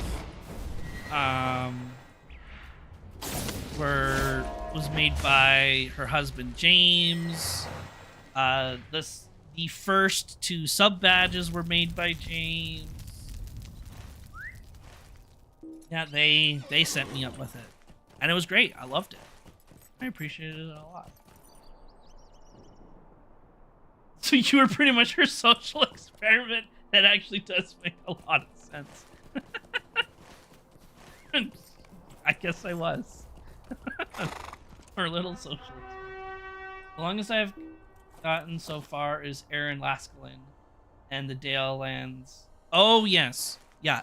Yeah, so that's basically kind of where I stopped. I went a little bit past that, but yeah. That's the northern northern Mirkwood, heading towards, yeah, the Lonely Mountain. So I just went one zone past that before I really stopped playing. So I never did, what is it? Arid Mithrin? Never did any of this. I went through like the book really quickly, but I went through that really quickly. I've never been to the Vales of Anduin, aside from what you had to do for Minas Morgul. I went through Gundabad again really quickly so that I could get into Umbar. But I really don't know anything about the Gundabad expansion. There's naught but ill omens these days. This darkness is a weight on my mind. Yeah, and that's fair. Yeah, that's Angmar and Mordor came out. Which, I think these are cool servers. Like, the Wraith mechanic is really cool. It's fun, and it's different enough, right? It was different enough to make me consider remaking a whole bunch of characters. Because it was a different journey. Crazy.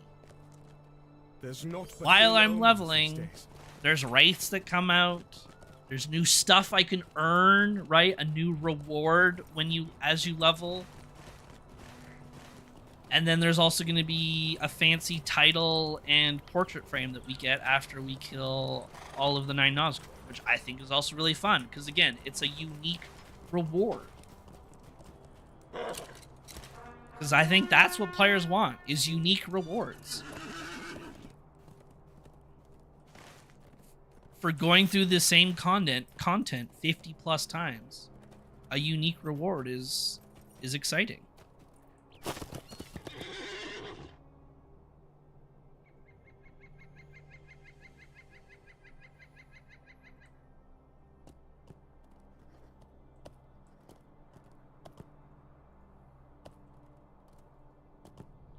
I missed the first 3 ones because I was at the time playing on a friend's account because I was not able to sub myself. Oh, yeah. I really hope they bring back the old ones. The first 3, yeah. So you're missing Grim Southron, Forsaken Reaver, and the Gloom. Yeah.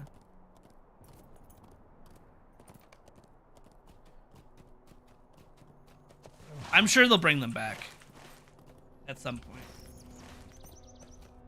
I know they keep saying they're going to do it and haven't done it yet, but they're going to do it.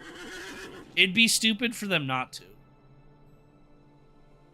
Like, oh, sorry, you missed out killing them when you should have joined the server when it first launched. Because you didn't, you now never get to complete it. Like, that's just stupid. That's only going to push more people away off of the server, which is a VIP server, which you have to pay to be on. So yeah, they'll bring him back eventually. Yeah, when we get to the Witch King, they'll probably bring him back.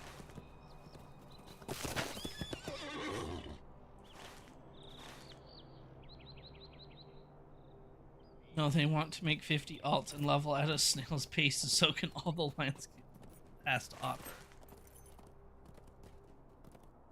Well, without looking at the buildings, you could be like, all right, based on these trees alone, where in Middle-earth am I? Right? Where in Middle-earth am I? And I'm sure there's some people that could figure out, but if I hid the mini-map and just took a screenshot of, like, these trees with this hill, we avoided the buildings. Like, where in Middle-earth am I? Please tell me. And you know what's funny is it's not the trees that give it away. It's actually probably the dark clouds, because the only places that have these dark clouds is Gondor. Like, actually, well, we know you're in Gondor because of the dark clouds. But if you took away the dark clouds, no one would ever know where you were.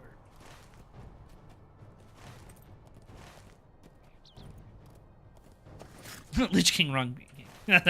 I knew what you meant. They're basically the same person anyways.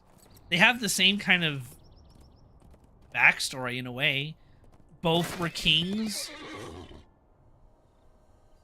and were turned evil due to corruption and power and maybe a lust for revenge. Basically the same person.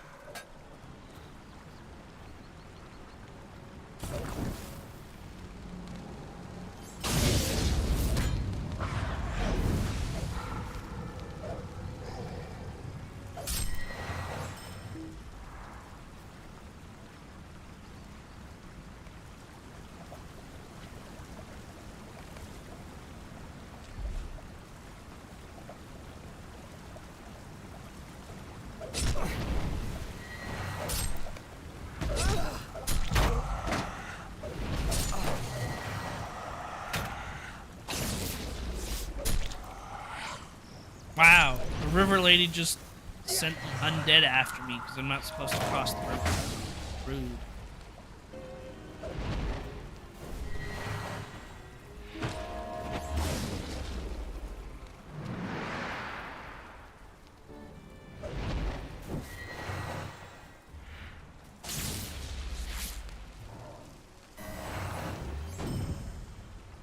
Soak in the river more. Take it all in.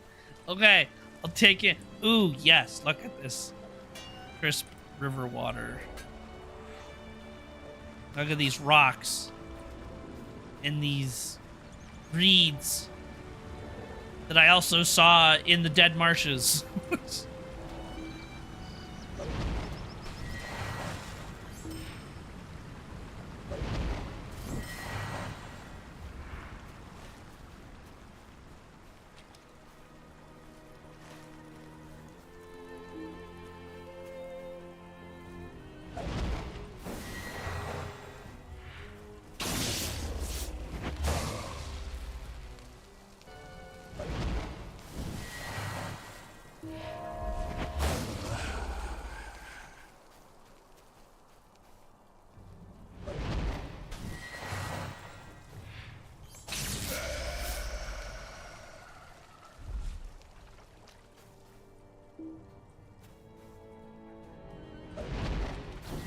What's next? Complain the Misty Mountain snow looks like the same snow in Foracal. Yep.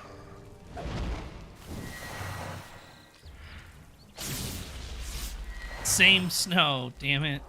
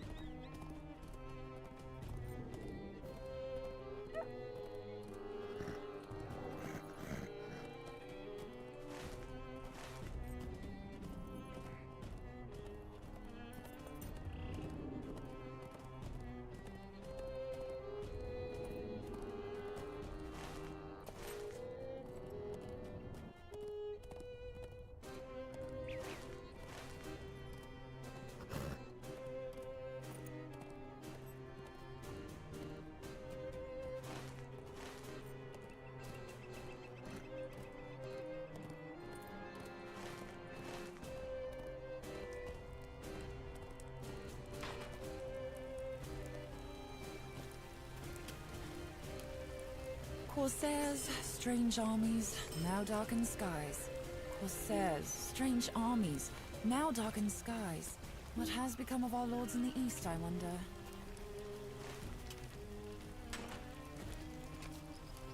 Well, now I gotta talk to the river people again.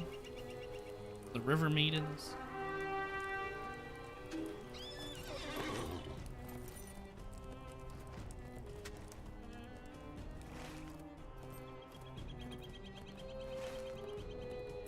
Why am I in combat? What's fighting me?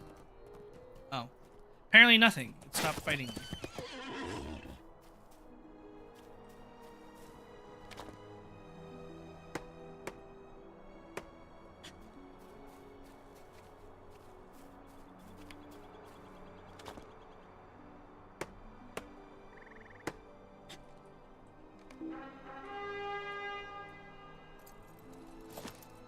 Yeah, I don't know.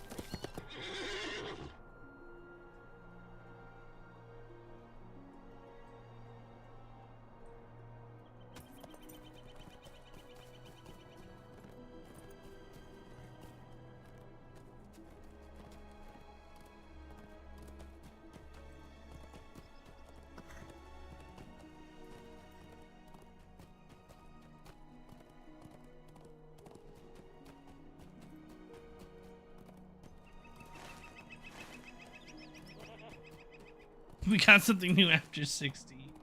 Mounted combat.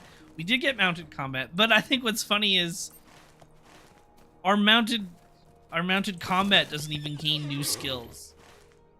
We get all of the skills we're supposed to get right away unless you build differently within the your mount skill tree. Well, actually, no, even then, I think I have all of the skills at this point. I could change some to... Oh, no, I don't have that skill. I can't give my war steed more power or heal it right away. Okay, so there's 4 skills I'm missing. Wow. A whole 4 skills.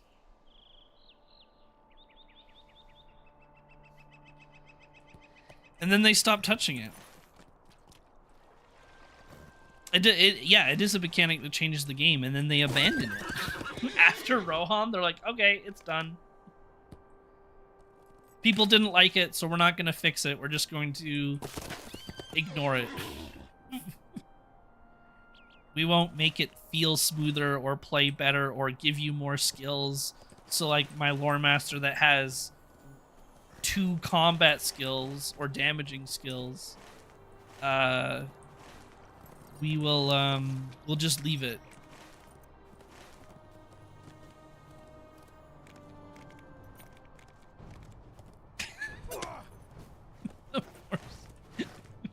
Force.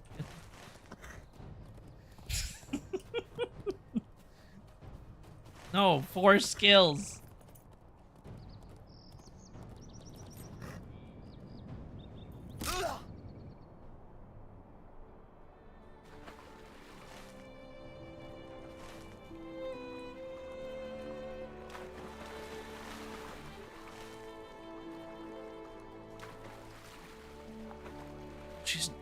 She's up there. Damn it. All right. Cord said they're not allowed to touch mounted combat? What? That doesn't make any sense.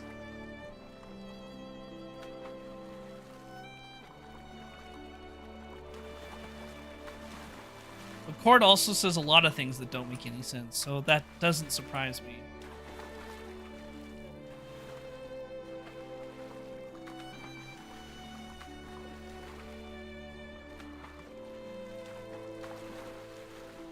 When SSG took over from Turbine, there was things that they were not allowed to change as part of the contract? What?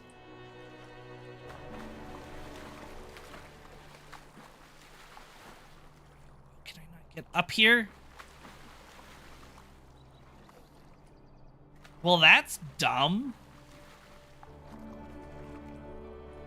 Why was that even part of the contract? In the contract, we said you are not allowed to touch mounted combat.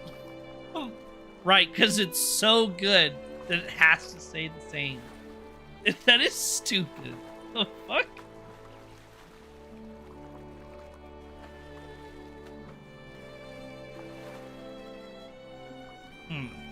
When did SSG...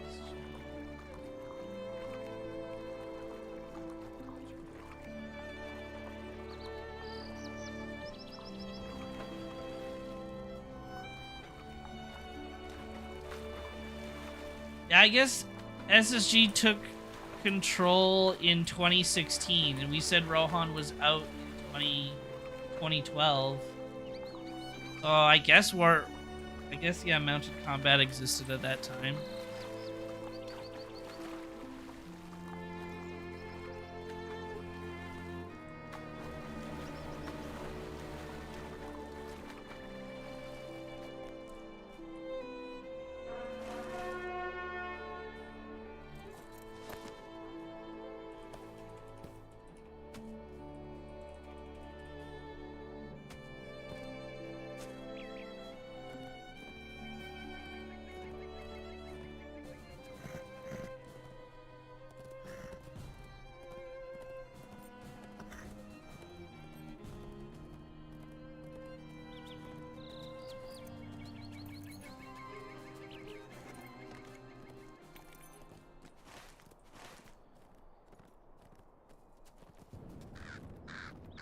Yeah, that's also when they did, because I guess really it's still many of the original Turbine staff still work at SSG, but the biggest change was that Daybreak became the publishing company of LOTRO at that time. Oh, this is override.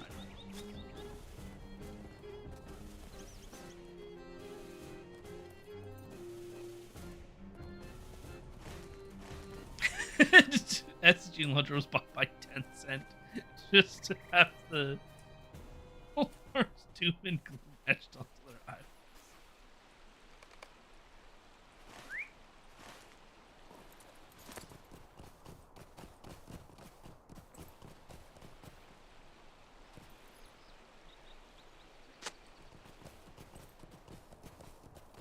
Well, I think what's funny is, actually, I didn't acknowledge this yesterday, but they did fix the mouse bug, right? I haven't had to reset the game today yet or yesterday due to the mouse bug. But the reason that is because they created a new bug. So for those that don't know, when you turn post processing effects off, so I have it on right now because it makes like things like the water look pretty. When you turn it off, your mouse grows. So whatever the previous bug was that was causing the mouse to randomly grow and then switch to the default desktop mouse was somehow tied to like post-processing. Because when I turn it on, the mouse shrinks, and now the water looks all pretty. And I usually play it like this anyways. But people who don't have it turned on, when they logged in after the previous update,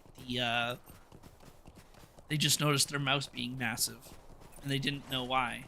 So now there's just a different bug. Why is post-processing tied specifically to the size of the mouse? Who knows?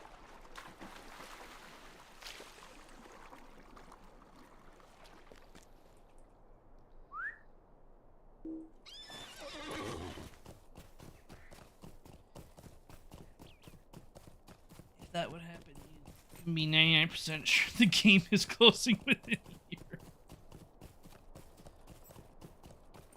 So the old parts of the PCs that were left here by the Germans in 45.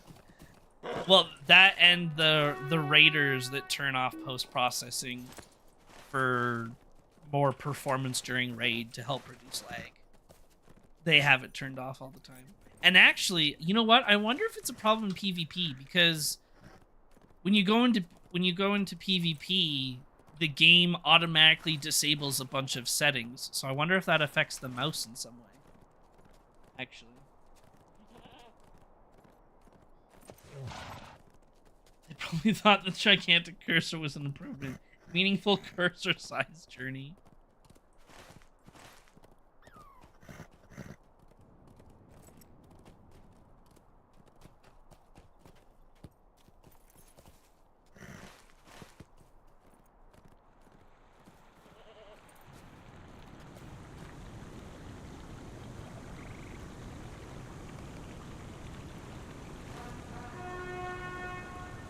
I gotta go back here to the other lady.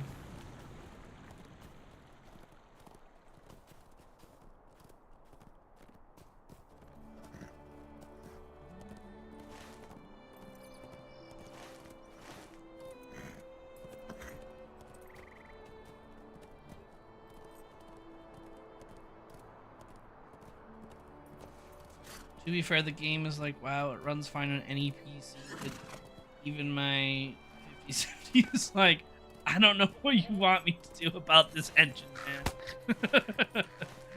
I can only do so much.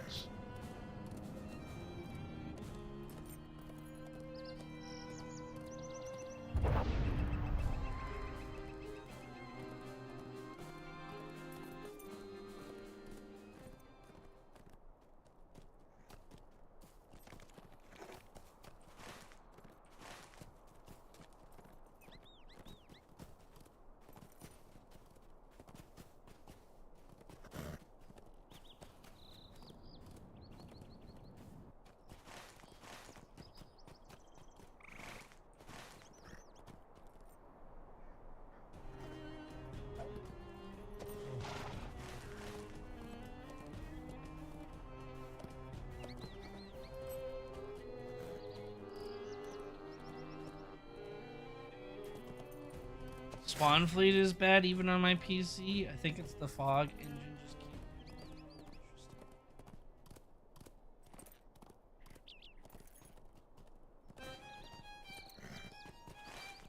fog. Huh. I don't think I've noticed that.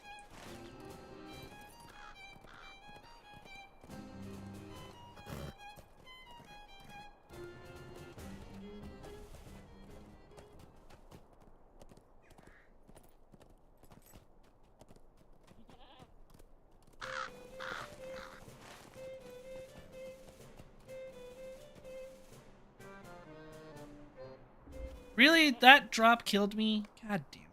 I didn't think that would kill me. I was on a war steed, though. That always has an effect on it. It breaks.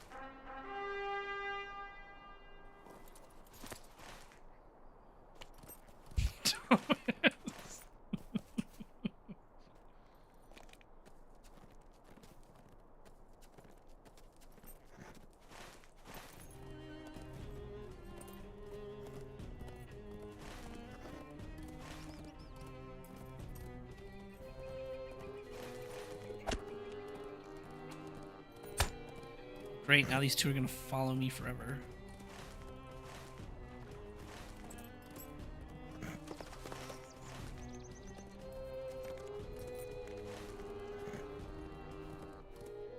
My name is Wayne and this is Jackass.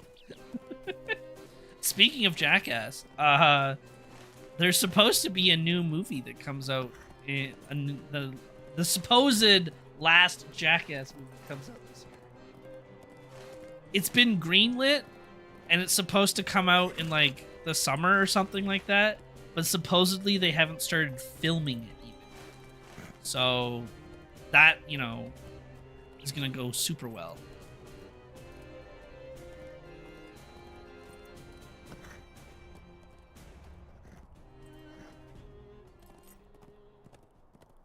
Yeah, that is a cool sword for more Nazgul cosmetics.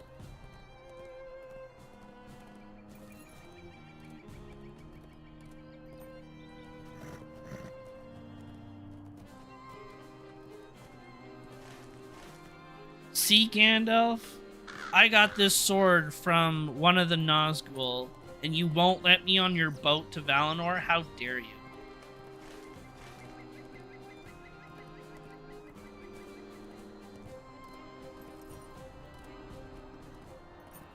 You don't need a lot of ore, wood, hides, or artifacts for a marine to max it. I mean, need a decent amount. Because it's still more than... It's still more than what Rohan was.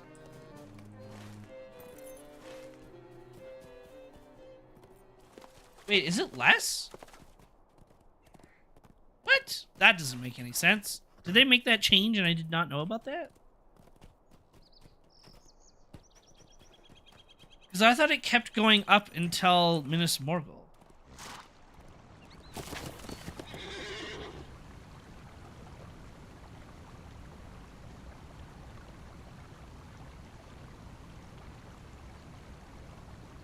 Oh, wait. This is the difference. A Norian ore... you can do the processing part. That's what's different. Because you can't do the processing part in West Emnet ore. That's what it is.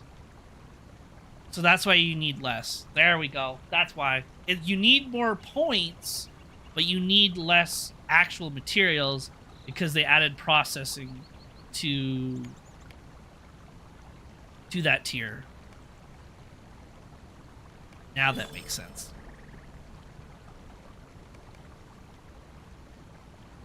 Completed quest of Upper Lebanon. Nice.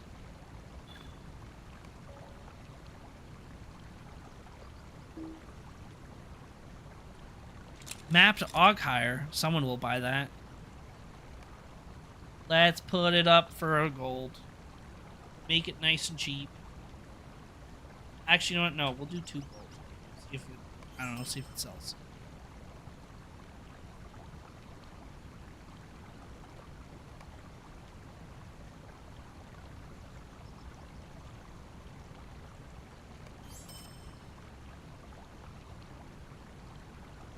Speaking of numbers, cut all Slayer Deed numbers in half, pretty please. Yes, for the love of God, please do that. I think they're okay up until Dunland. Some of it's okay in Rohan, but by that point you're getting where it's like, okay, I have more than enough orcs to kill, and that's fine. But I don't want to kill 500 spiders in one little small. Those who taint the waters of the airway, fearful of her anger growing beyond control. Yeah, you get processing for Forester Prospect. Calm their system and bring peace to Lebanon once more. Yes, which is really funny because this whole processing tier or like mechanic was specifically added for the Anorian tier. So yeah, you could so that's why like prospecting, Forester, and Taylor, and like that's why everything has it in the Anorian tier. But after, they then added it to, like, you can now, for processing for expert tier, but for the actual crafting professions, they added that later. Excuse me. But they made a choice to not add it to the other professions for whatever reason. Like, they made the effort to do it for Apprentice to West Emnet on crafting professions, but didn't do the effort of putting it on gathering professions. So weird.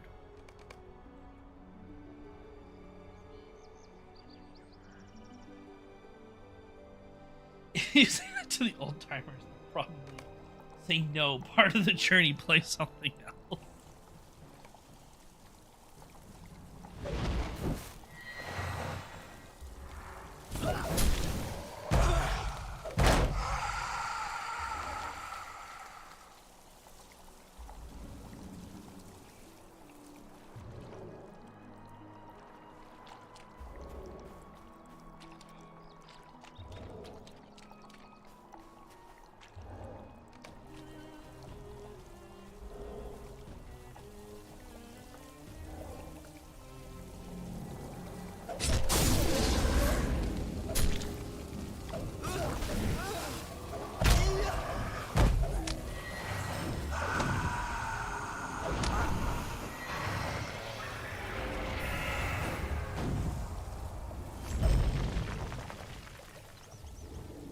probably get maxed with less than 210 ores, but then you'll have spare that can be used for nothing. Okay, good to know, actually. I appreciate the math. Because I always try to math it out myself, and then I get confused, and I give up. Oh, I have 82 ingots right now, so I won't need really not much more than 200.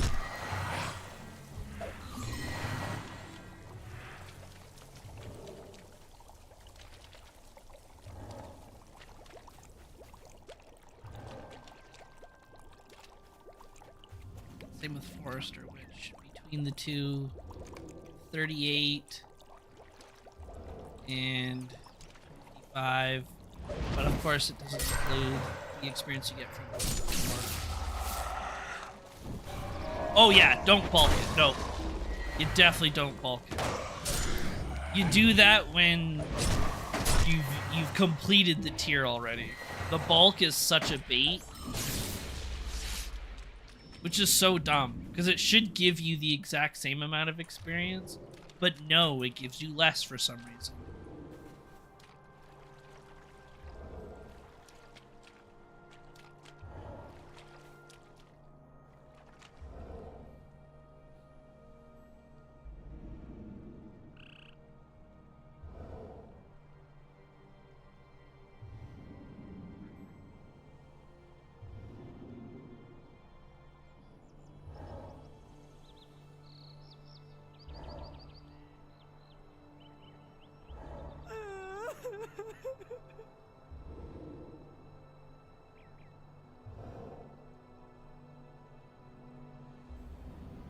You make an ingot 25 times, you get 200 experience, but only 90 for bulk.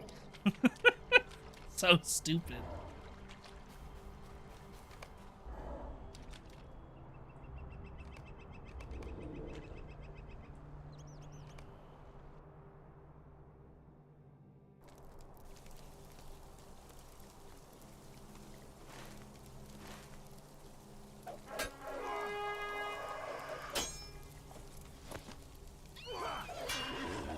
Cloak of Gondor's Aid. Ooh, that's kind of cool.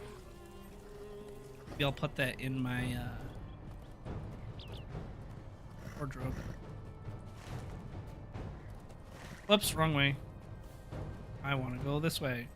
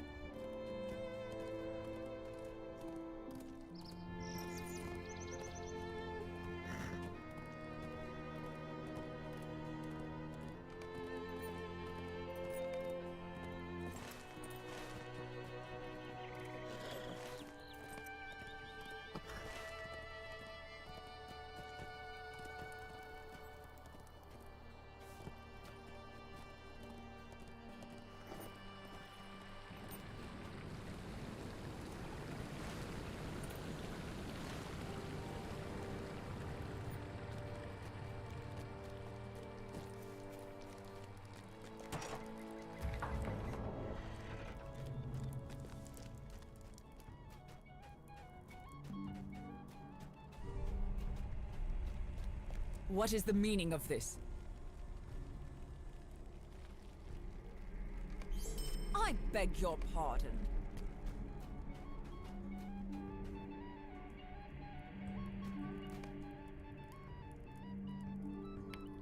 How much do mastery ones sell for? Yeah, I thought so.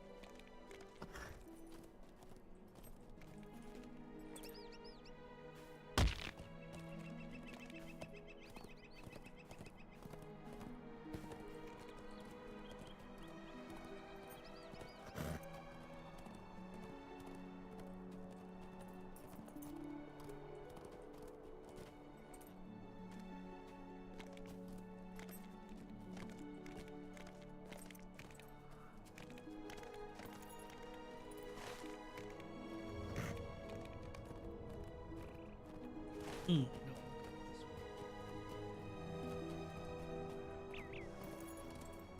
think crafting could do with an overhaul too? Yes. I think that one, you shouldn't need to progress or complete one tier to move to the next tier. Right, in order to progress and master expert tier, you have to complete journeyman and master journeyman tier. I don't think that should be required. I think each tier should be independent of itself. That'd probably be the biggest change that I would do.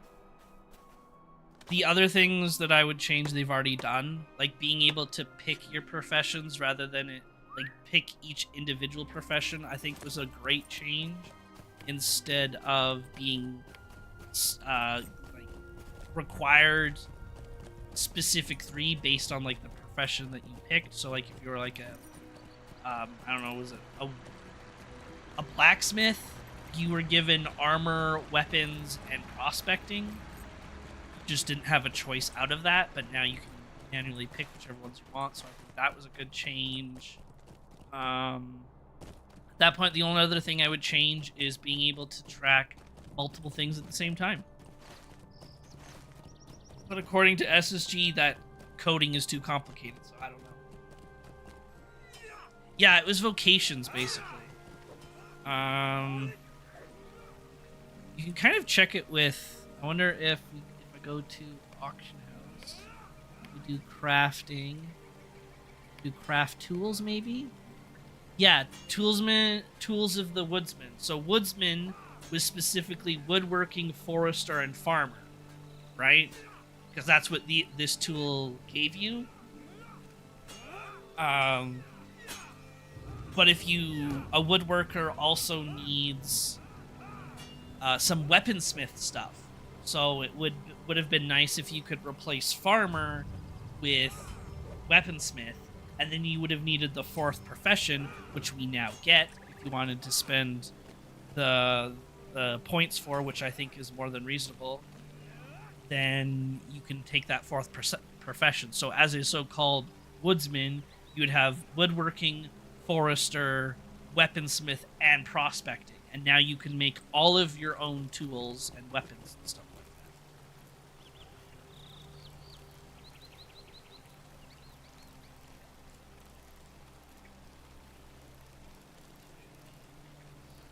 And rename master, so bonus loot, and then just remove the current master. Ooh, yeah, yeah. You could change mastery tier to also give you the bonus materials when We woke when this harvesting morning or to no something sun, like that. That no makes light of sense. day. We woke this morning to no That would work well with the new fancy tools that you get from the This whatchamacallit, is a weight on my mind. the hardtack There's event naught and the but foresters ill event. omens these days. There's naught but ill omens these days.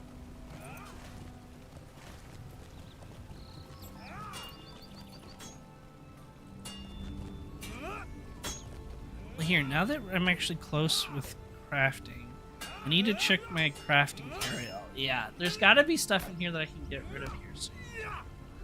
Well, I guess I don't need the lump of coal anymore. I don't need the lump of wax. I don't need the hide anymore. I can sell that. I can sell the magnificent leather, Rittermark leather, rich coal. Wait, is there a new tier of wax? Wait, that should be it. Maybe? Brushed Anorian leather. Okay, so there's no wax. And there's no... Right, because there's no... It's just ingots. Right, because there's not, like, fancy leather and stuff. Okay, so I can get rid of the wax. The coal. So I'll sell the coal and the wax to an NPC. I'll put these on the auction house just to see if we can buy them. I could try selling the crests of Rohan and the emerald shards. I'll keep these for my woodworker. Oh, I should keep some of this stuff extra for an alt. Maybe I'll keep this stuff for an alt. This I don't need. This is magnificent stuff. We can get rid of that. Get rid of this. Get rid of this.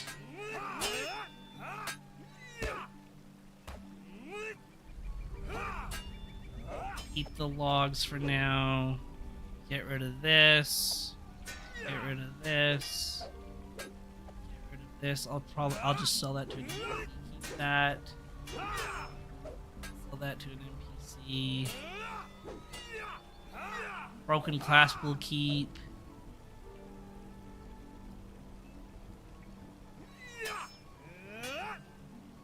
I'll keep that for crafting just in case. I guess, hold on. If I go to... We'll keep the 25. I might have to send that to an alt. We'll keep the walnut sap. Yeah. Sell the soil. Sell the soil. Glazed leather will sell. Herbs we're gonna sell. All of this stuff will keep. Actually, oh wait, I don't need the emeralds. We can sell the emeralds. Stuff. Okay. Auction house time. People gonna want to buy this? Probably not. But I can try? I don't know.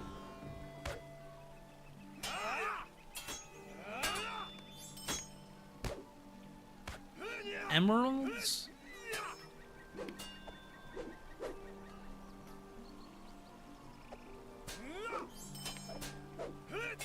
Shards? Really? Okay.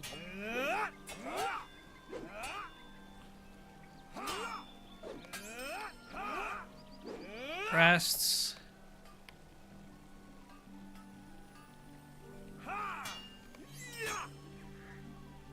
And no wax for cultural. Remember the garrison in WoW? Imagine you have something like that in your home. Whatever you choose. Reputation, faction, options, factions, gathered effort. That would be so cool, getting a garrison type thing in LOTRO. I would love that. maybe someone. Oh, this is Aerolingus stuff though. The people are gonna have a whole bunch of that stuff. Yeah, I'll probably just sell the rest of this or to a shop. Getting 5 gold off of this stuff, not bad. I'll take it. There we go, because now what I can do is this. Oh wait, this is for Taylor. Right, this is okay, so we gotta do this stuff first.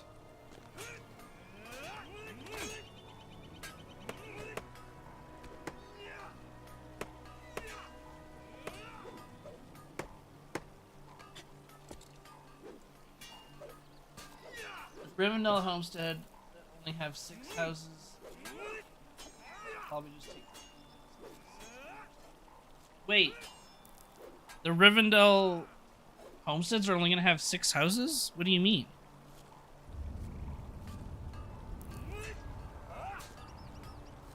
Like each neighborhood is only gonna have 6 houses?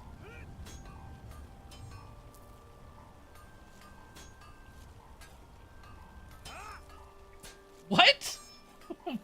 Wait. That's a terrible idea, though. Why are they doing that? Are they gonna have like 100 neighborhoods then? People are gonna be flooding. God, why? Because everyone's gonna be on the houses, or everyone's on the same servers, right? Like. There you have what is there? The 6 servers in the game, excluding the legendary servers. So everyone's gonna buy a house, but you're only gonna have you have less opportunities, so the houses can have more hooks. I mean, I guess that's fair. Like those neighborhoods are gonna fill up so fast. That's good to know. I'm gonna have to like be on top of it when it comes to buying a house in a neighborhood. That's a little bit silly, actually. That's a weird trade-off. Oh, you wanted more hooks in the house? Well, there's only 6 houses in this neighborhood, so good luck.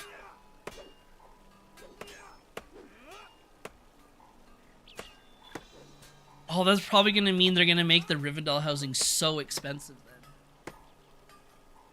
As well.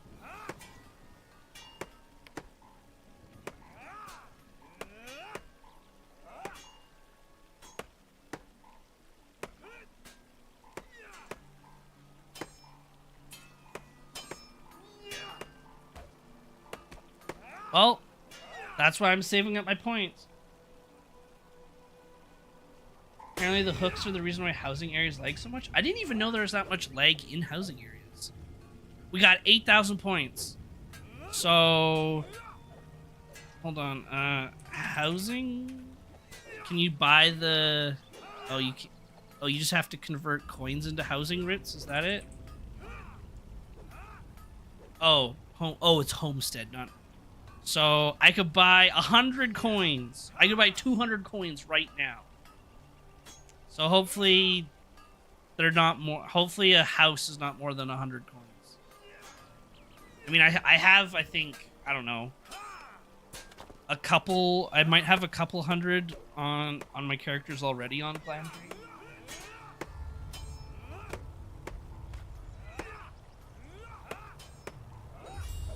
A deluxe Hobbit house is 200 currently, and I had a deluxe Belfalos house that I then like sold or refunded or whatever when the 64 server transfers were happening.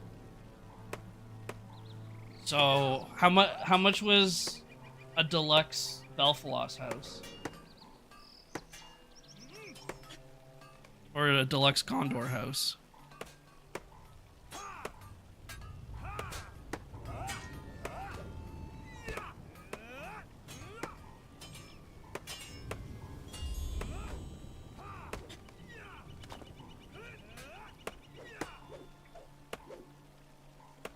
And then can you...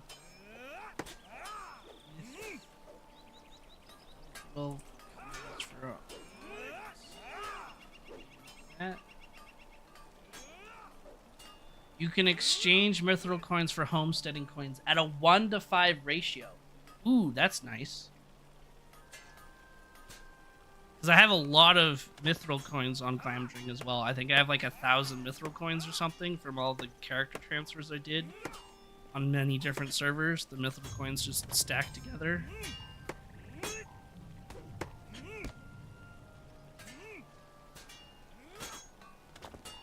Wait, if it's 5-to-1, so if it's 2,000, how much is it for mithril coins? Is there a weird thing where you can, it's actually more efficient to purchase mithril coins than homesteading coins?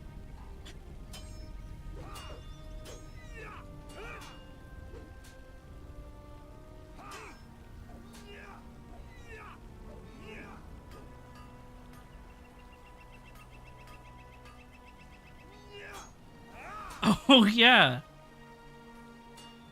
I could spend, 1,600 instead of 2,000 for 250 coins and get 1,250.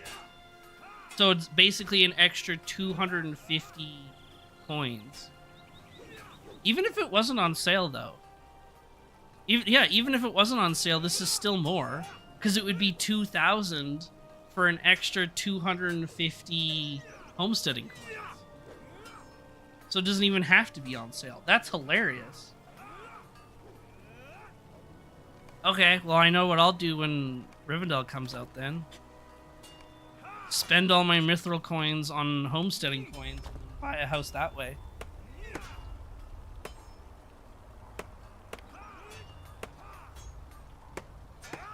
Do they even add new housing stuff that isn't store only?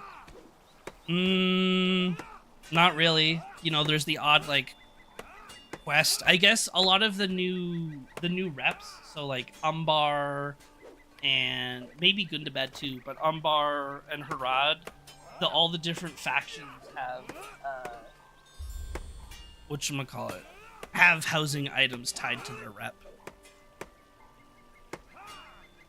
The most expensive house in Gondor is 493 mithril coins for 99 homesteading coins. Okay, and I probably had a house that was close to that. So I'm going to guess that I have... Yeah, I have more than enough then to buy a Rivendell house. But yeah, Steven's right, if you can get a house. So I'll have to be really quick when they release that. So I'm going to let a friend of mine know that right now.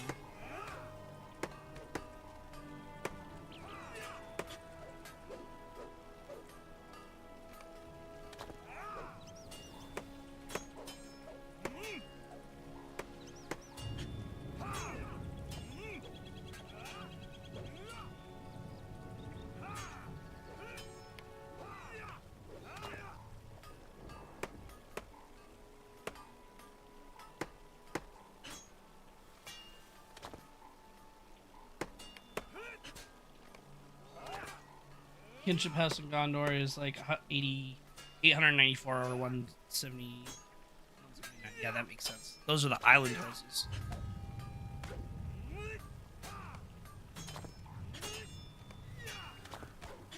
Antle, do you know if they're adding more neighborhoods because of the reduced amount of housing for Rivendell housing, or are they keeping it at, I don't know, what, like 20 or 50 neighborhoods in the normal housing areas? Ben's back. You're back. You missed us trash talking Dunland. No clue, but you'd think they would.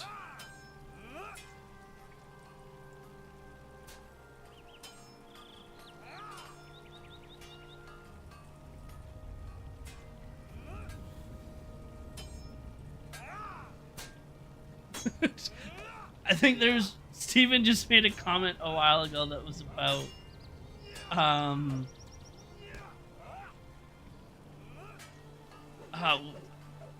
he made a comment that Dunland stinks. Basically, that's why we hate on them. It was in reference to something else that I don't remember what it was. But you weren't around, sadly. Alright, well, we almost mastered a Norian Forester already, so that's nice. has bad teeth. They don't brush.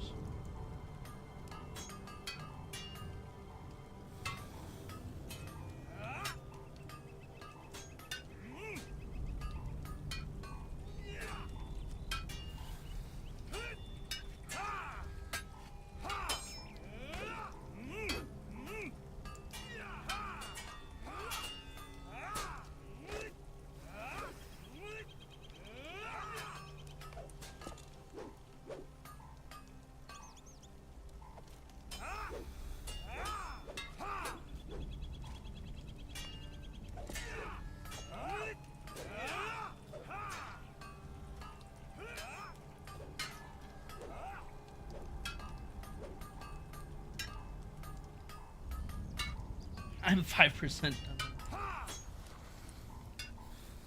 Oh, right. That's what it was. We hate the Shire quests so much, and we hate hobbits. Right, and then it would transition to we hate the hobbits more because of their quests than Ben hates Dunland because they stink. That's what it was. 5%. Never kiss a bird. Kiss a person from Dunland, you'll get the hurt.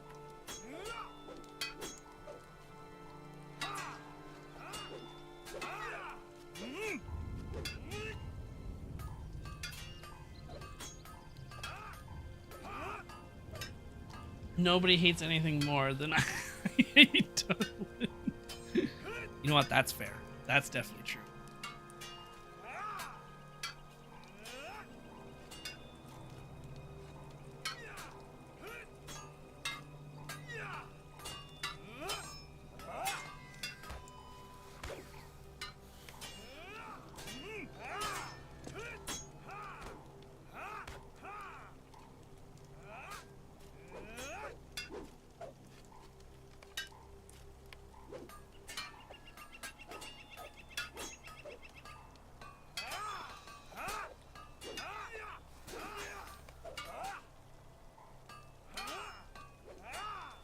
Alright, I'll need to save up for those.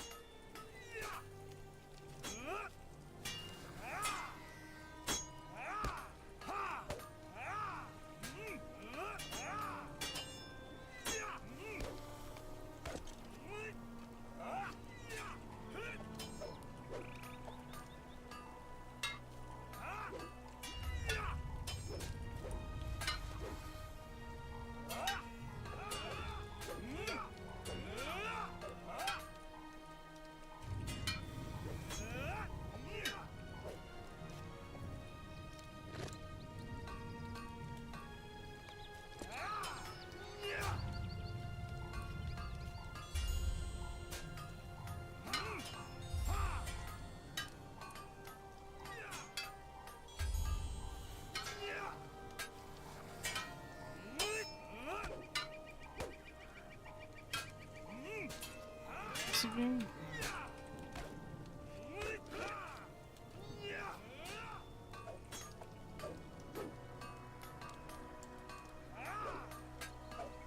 Yeah, 4,000 from 100.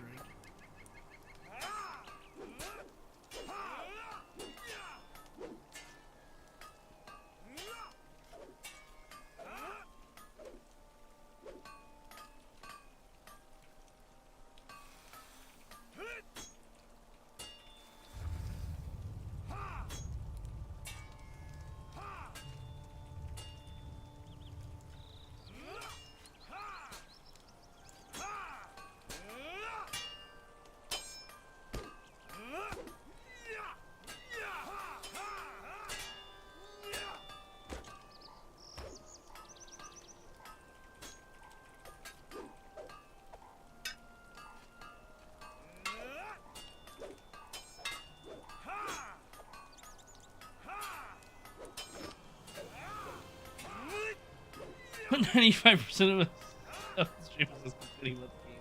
But we like the game, I swear. Get on my level. I am the meanest person alive. That's not even remotely close.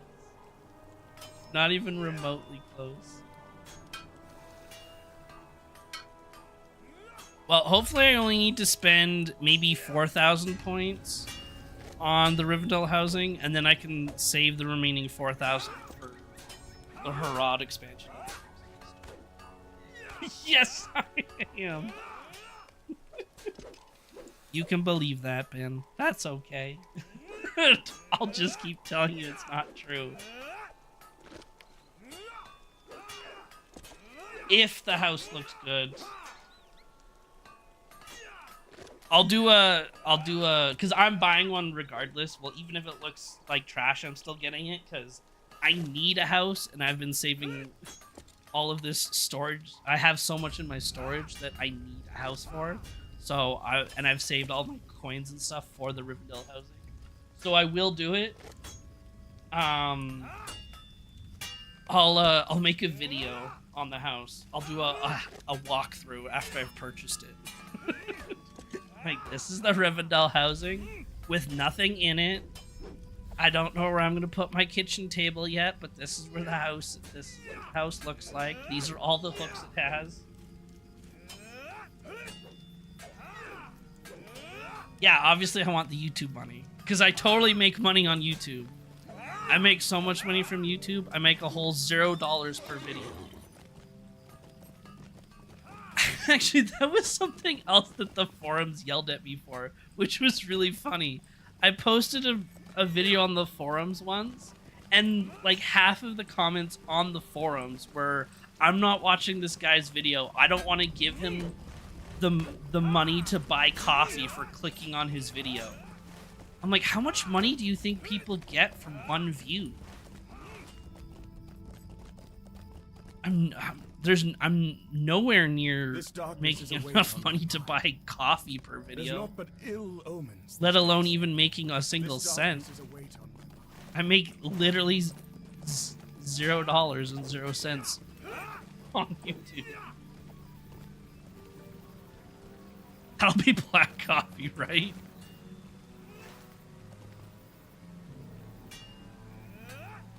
Yep, they're old and bitter. Okay, so we don't need... We're helping these people. Oh, well, actually, no, we've kind of got to our... Here. Because I still need a piece of jewelry, we will end the stream with one epic battle. How may I help you, friend? So, the only one I haven't done yet is Hammer of the Underworld as solo/duo. That's the only one that I haven't done yet, so we'll do that one. Is this you wanting to come, Antle? Can you even get anything from Hammer of the Underworld?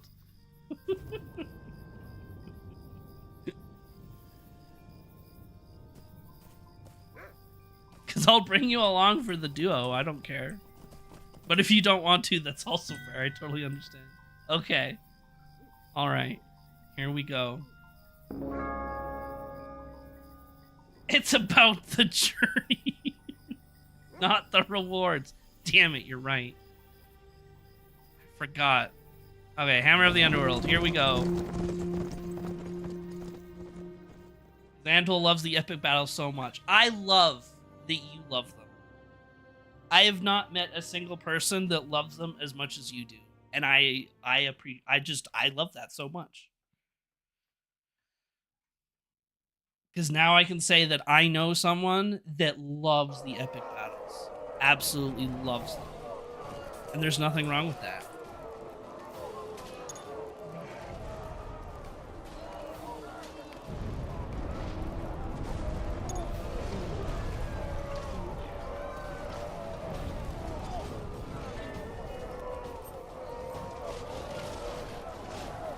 Oh, you don't get any? Yeah, that's kind of what I thought.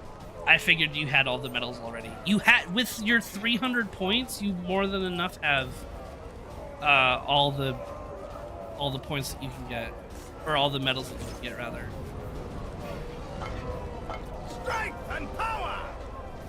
I don't think there's sappers on this one, from what I remember. Maybe I'll just switch them to sword. Oh, I gotta go upgrade the catapult.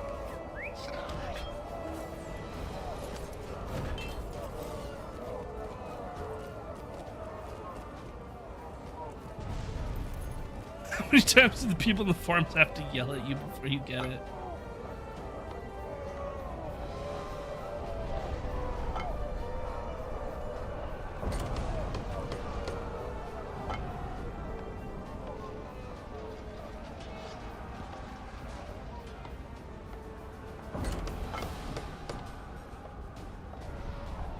Distance. Maybe I'll do grape shot.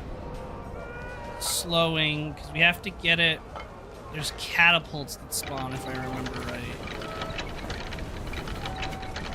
Just don't remember which side they spawn at. So maybe I'll rotate it a little bit.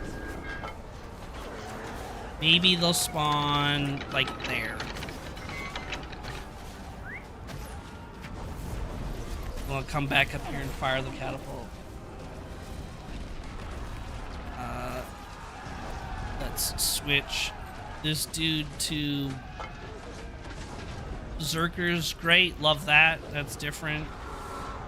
You can stay sappers. I don't think it really matters. Actually, yeah, no, because I'll switch the other side.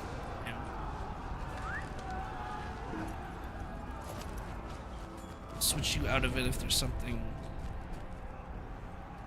Worry about you guys later.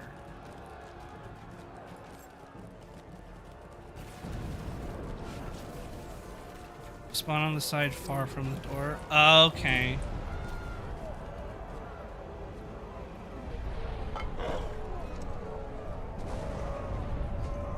Switch you to that. Fight them hand to hand. That's the priority. And we'll switch you to two-handed. Cut them down.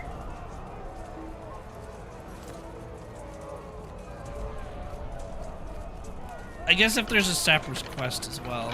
Sauron has revealed his vile side, my friend. We must act against it before the hour is too late. For all his pride, he chose to honor Mordor, his master of old, who once bore the great hammer, Grond. Where's the catapult coming from? Oh, I need... May or it may not. The fate of Minas Tirith shall decide a great many other things. I do not doubt the strength of the Great Gate, but we must destroy That's the fake Gondor. catapult. I will not leave the fate of Gondor to chance. Our doom comes, Mithrandir. You must know this. Are we even certain it can be destroyed? Comiskey, if any among us would answer that for better or worse. Is there two catapults on solo? Or is the two catapults only on 6-man? Enough! We have lost many already, but we must hold out long enough. I think it's only one catapult on solo. Mithrandir, will you Oh, there's two? Oh, okay. I fear that, without your presence, our men may soon fall to despair. I shall do what I can to combat this deepening darkness. You can be the antagonist of the streaming community. That is the role for him. Alright, are these orcs arriving? Hello?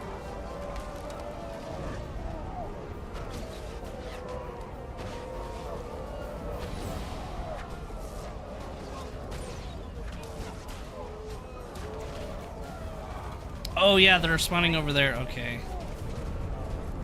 Oh right, I'm on the south side.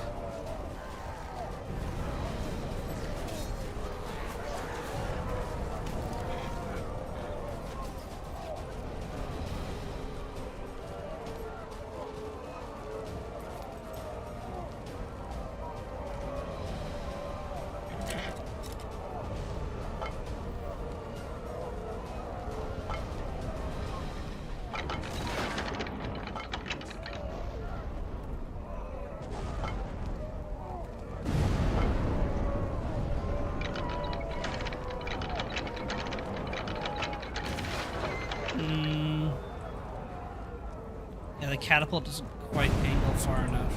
Lame.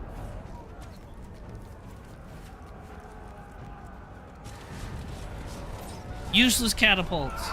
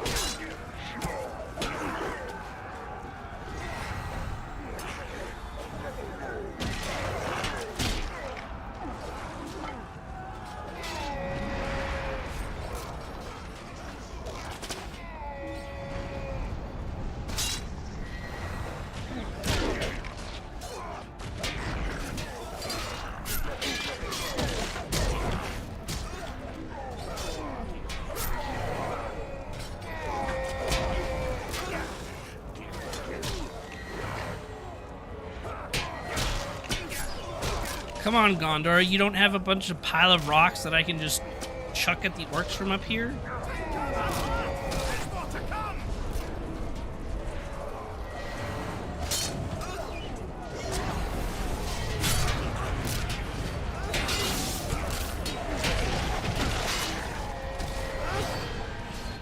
Morgul troll drummers have arrived on the field. Bring them down before they get inside the enemy's forces.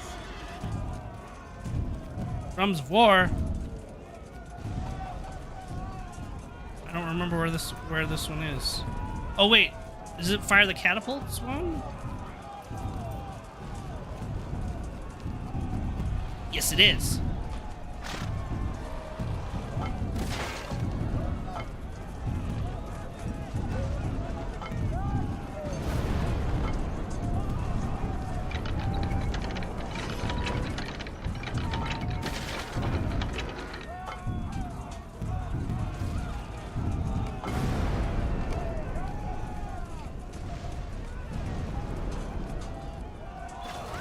What? Look to the fields. A siege tower of the enemy. We only got gold for that?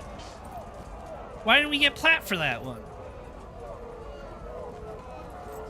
Were we not fast enough?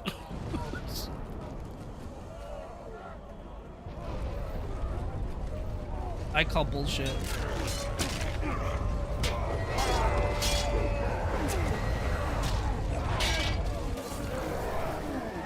Weaken those grapnels and lessen their burden on the wall. Gondor doesn't do rocks. Rocks are for hobbits. No, I think we... Did we get plat? Hold on, let me check. I can check it, actually.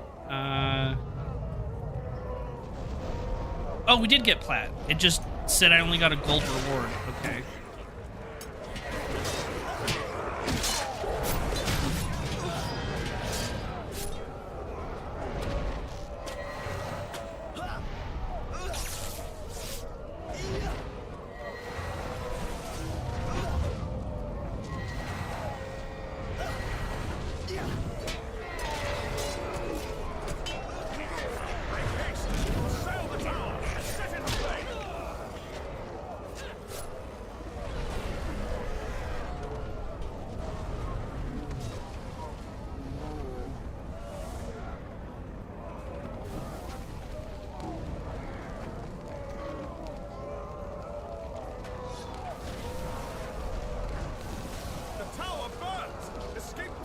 Oh, someone bought my critical essence. Hell yeah.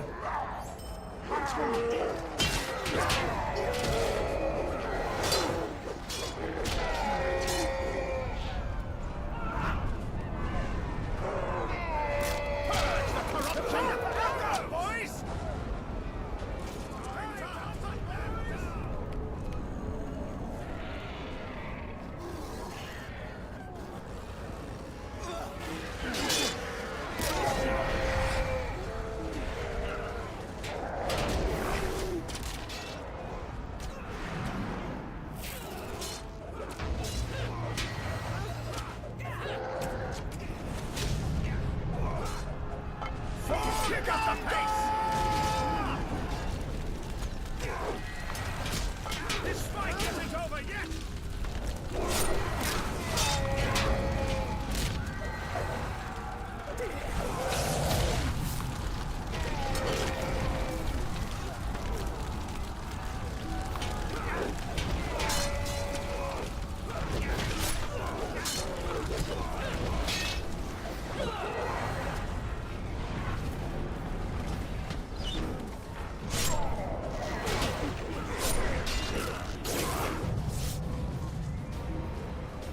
You know what? Let me switch these dudes in case there's a bonus objective right here. Got those ones.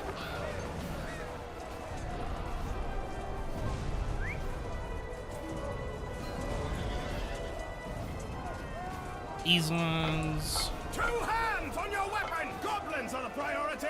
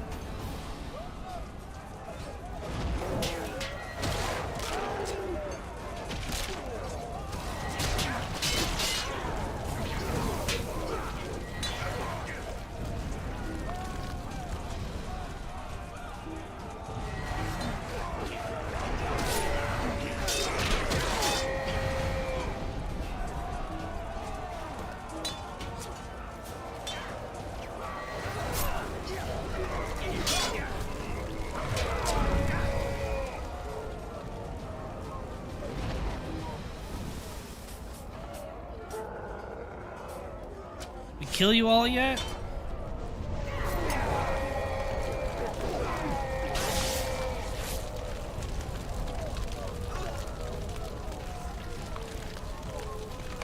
There we go. Enemy shift below.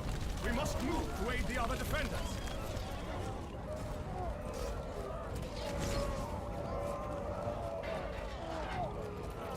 Alright, let's prepare the catapult again.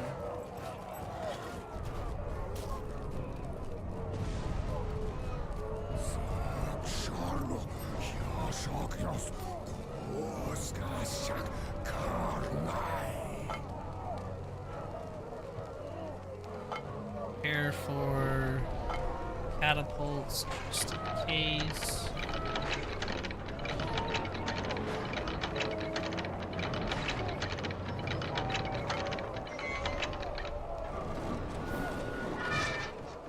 Yep. There's a catapult.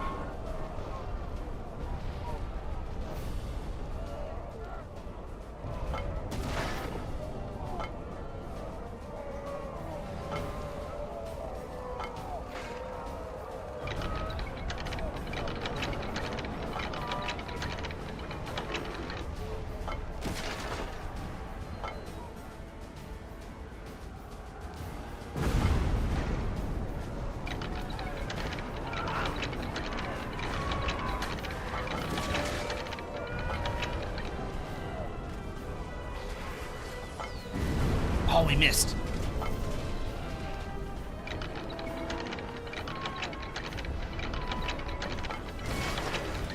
Maybe we can hit with... Oh no, grape shot's gonna be too... Yeah, damn it. Close, but not quite. Why can't this catapult rotate one more time?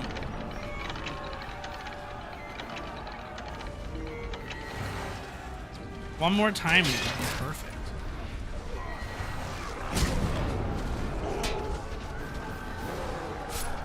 You're good. Oh, I know it's cool.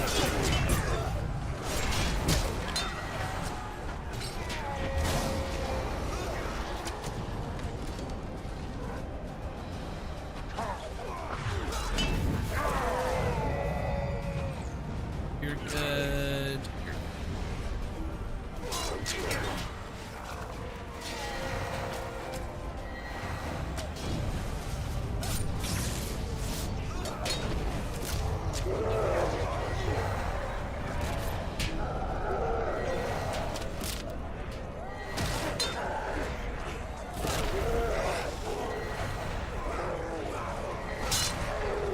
There isn't even like a ballista box to pick up on the Gondor ones either. You just give me a little ballista that I can set up, and then I can just shoot the orcs with it. No rocks, no ballistas, no small catapults, no nothing. Come on, Gondor. Rohan was better prepared.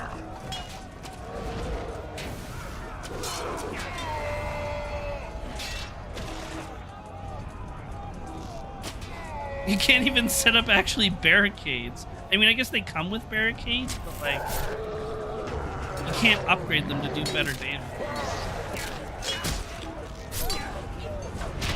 Fucking Gondor.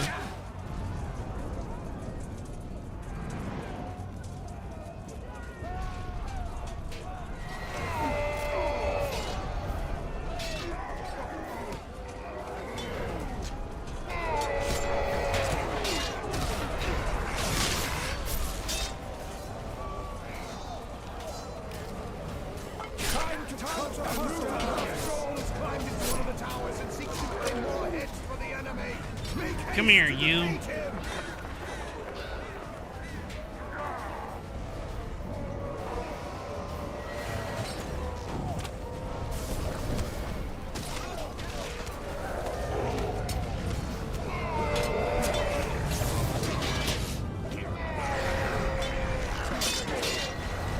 That one was easy. This fight isn't over yet.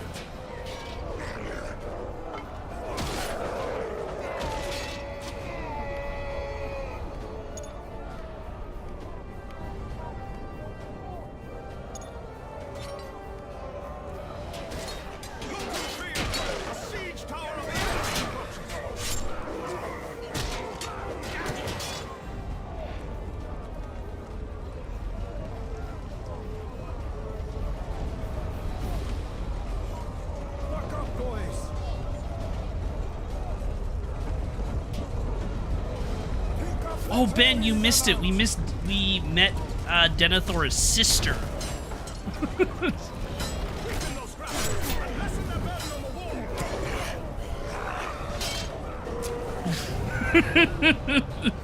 Whoops, don't go there yet. Yeah, I was talking to some random lady in a castle, and I was like, why is she so moody and angry? And then I looked at her title, and it says Sister of Denethor. I was like, oh, that's why. She's Denethor's sister. Of course she's moody and angry with me.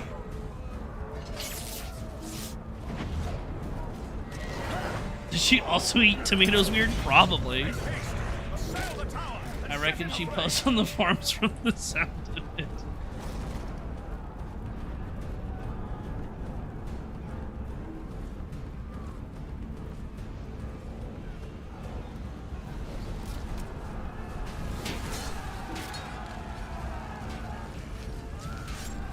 The tower burns! Escape to the wall before it collapses!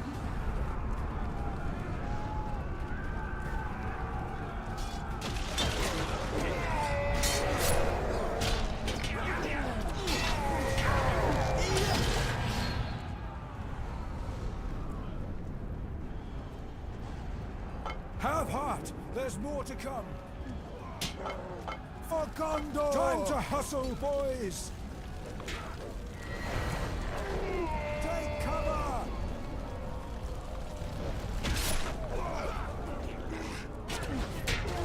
Time to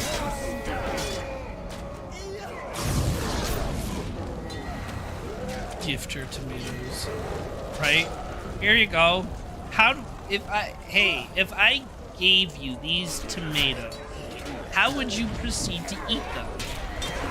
And then she just proceeds to eat them like a maniac and make it look like she's bleeding from her mouth. Okay then, weirdo. Seems like it runs in the family.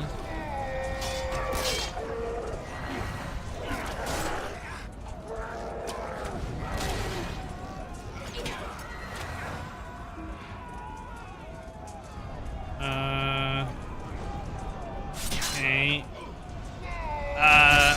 I can do the towers then.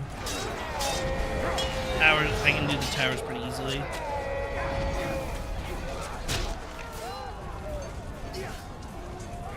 You probably know the bonus objectives better than I do at this point.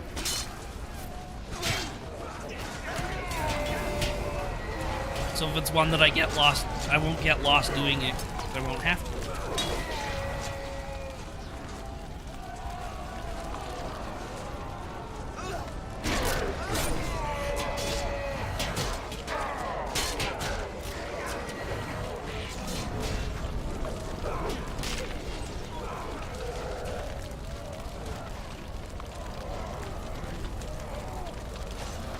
Have heart.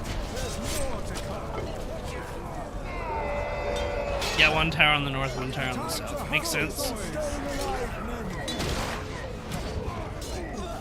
But I shouldn't destroy the second tower, though, until you finish the bonus objective, right? Because we don't want to accidentally, like, progress the epic battle before you get done.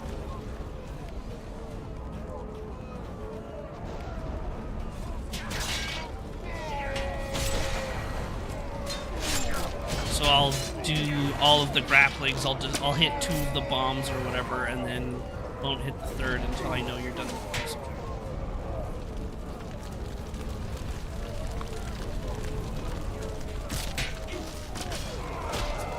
If I give you these minutes, would you be less of a bitch?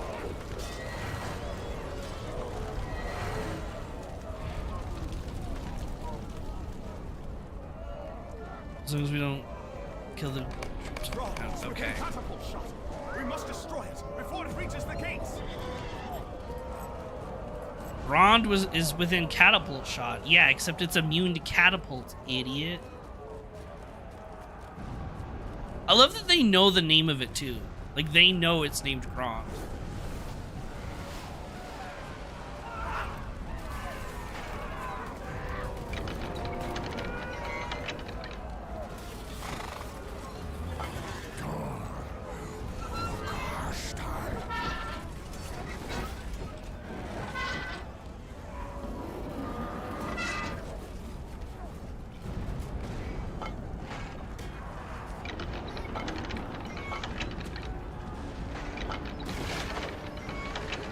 Fire! It cannot be allowed to breach the gates.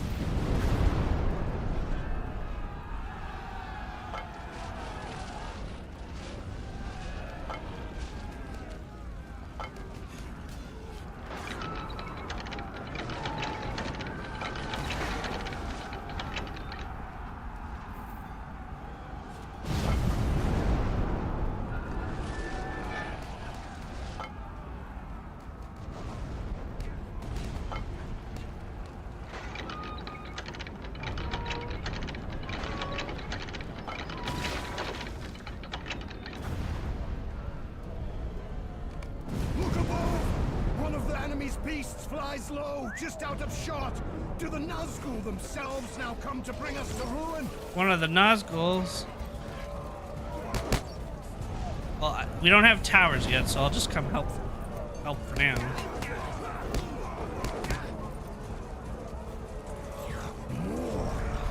I don't know where we go for this one. Oh, we go down this way.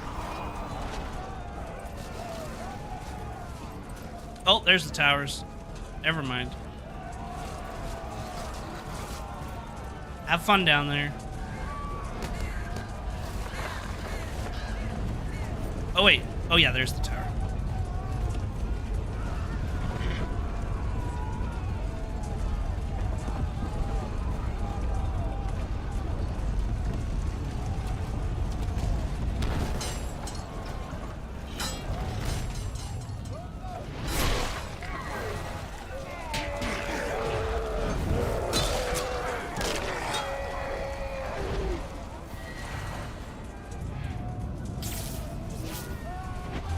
Fire all around, screams all around, have fun. Yeah. Have fun.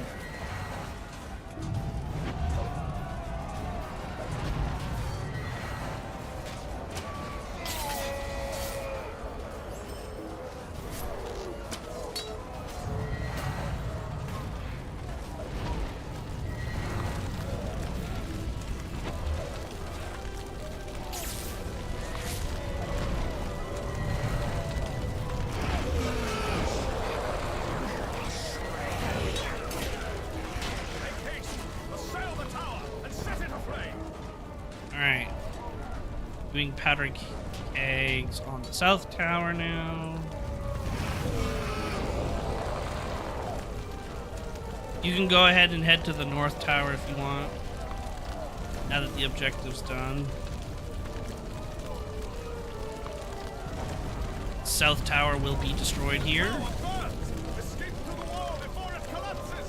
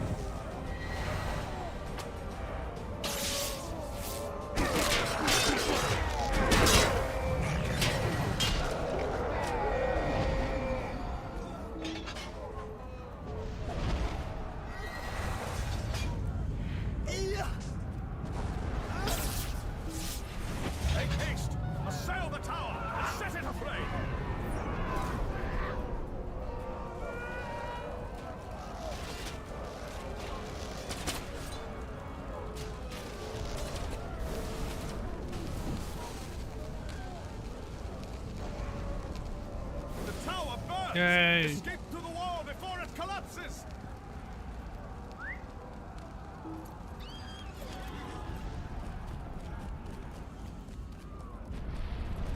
And is there anything else? Catapult built stuff. I think the north one seems. What do we got down there? Oh, might be able to hit it with a triple shot.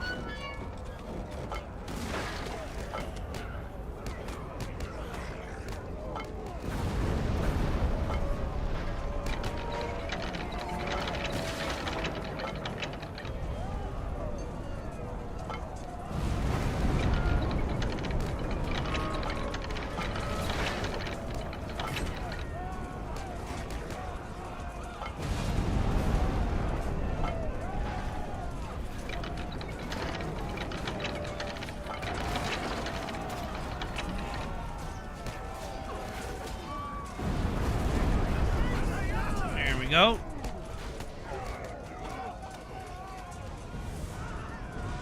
You think they'd move a few feet to either side? No, we're gonna stand here and take it. They haven't learned from Gothmog. They haven't learned from Gothmog to avoid everything. Oh look, it's Grond. Hold behind the gates. Hold for dawn. Now we go watch Gandalf be epic.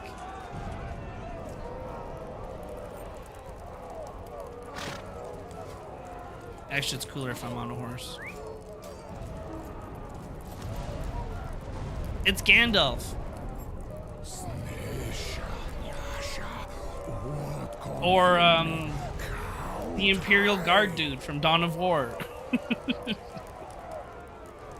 Orcs be like, I can take them.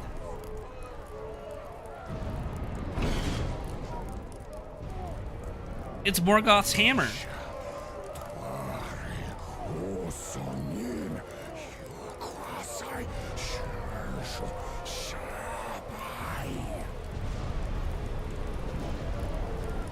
No matter what comes through that gate, you will stand your ground. Oh, look at me, I'm blocking the view.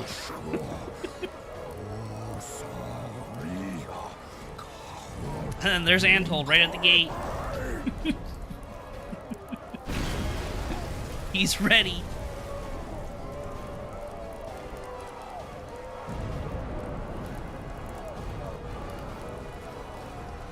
It's the Witch King. One day we'll kill you. That is not this day, though. Apparently SSG says you're not allowed to spawn yet, so we can't kill you. Yay, we did it.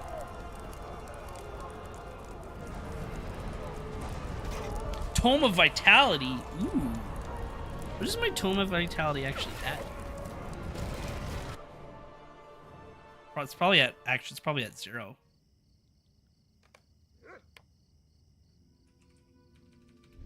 Yeah, I don't have any. Well, that's fine. We can sell it. Vitality will sell for a lot. Well, thanks for coming, Antol. That was fun. And now I can get a new piece of jewelry. Go to Dol Amroth.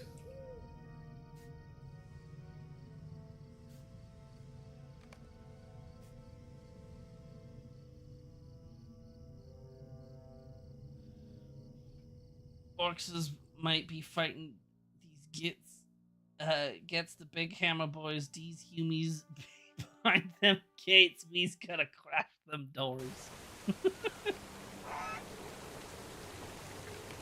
Alright, what if I do... Let's try something crazy. Let's do 150. See if someone will buy it.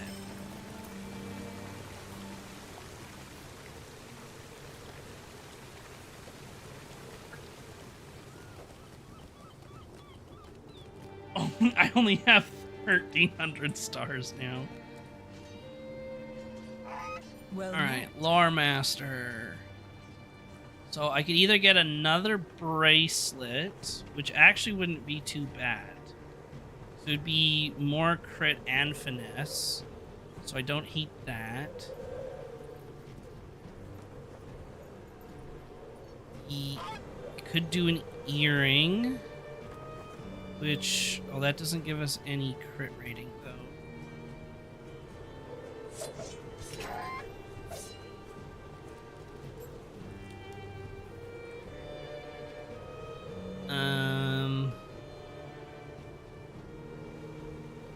The rings give me... That gives me less morale. That's not great.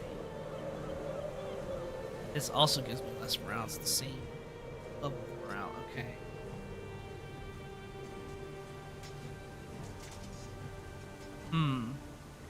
Yeah, these rings aren't very good, actually. I could use it to replace the skilled vanguards, but I kind of want to keep the opulent ring. That's just a lot of morale on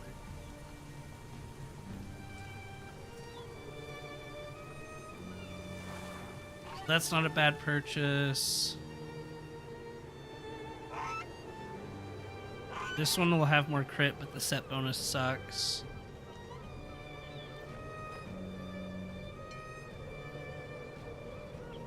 I'm not worried about the pocket right now. So otherwise I could repeat the same bracelet.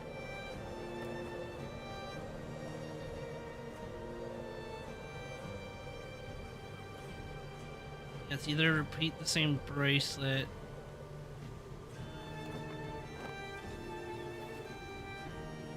or get that ring. Let's repeat the bracelet.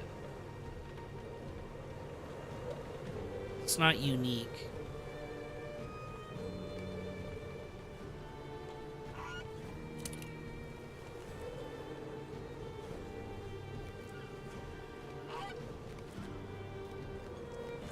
Alrighty. There we go. We will call it here for today. But I thank you to those that stopped by. I appreciate it.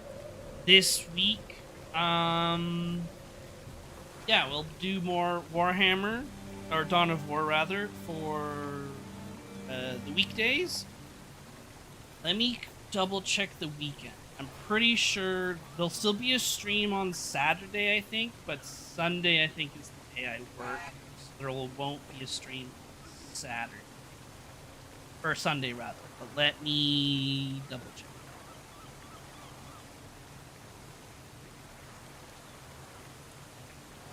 Yes, so there will not be a stream Sunday, but there will be a stream Saturday.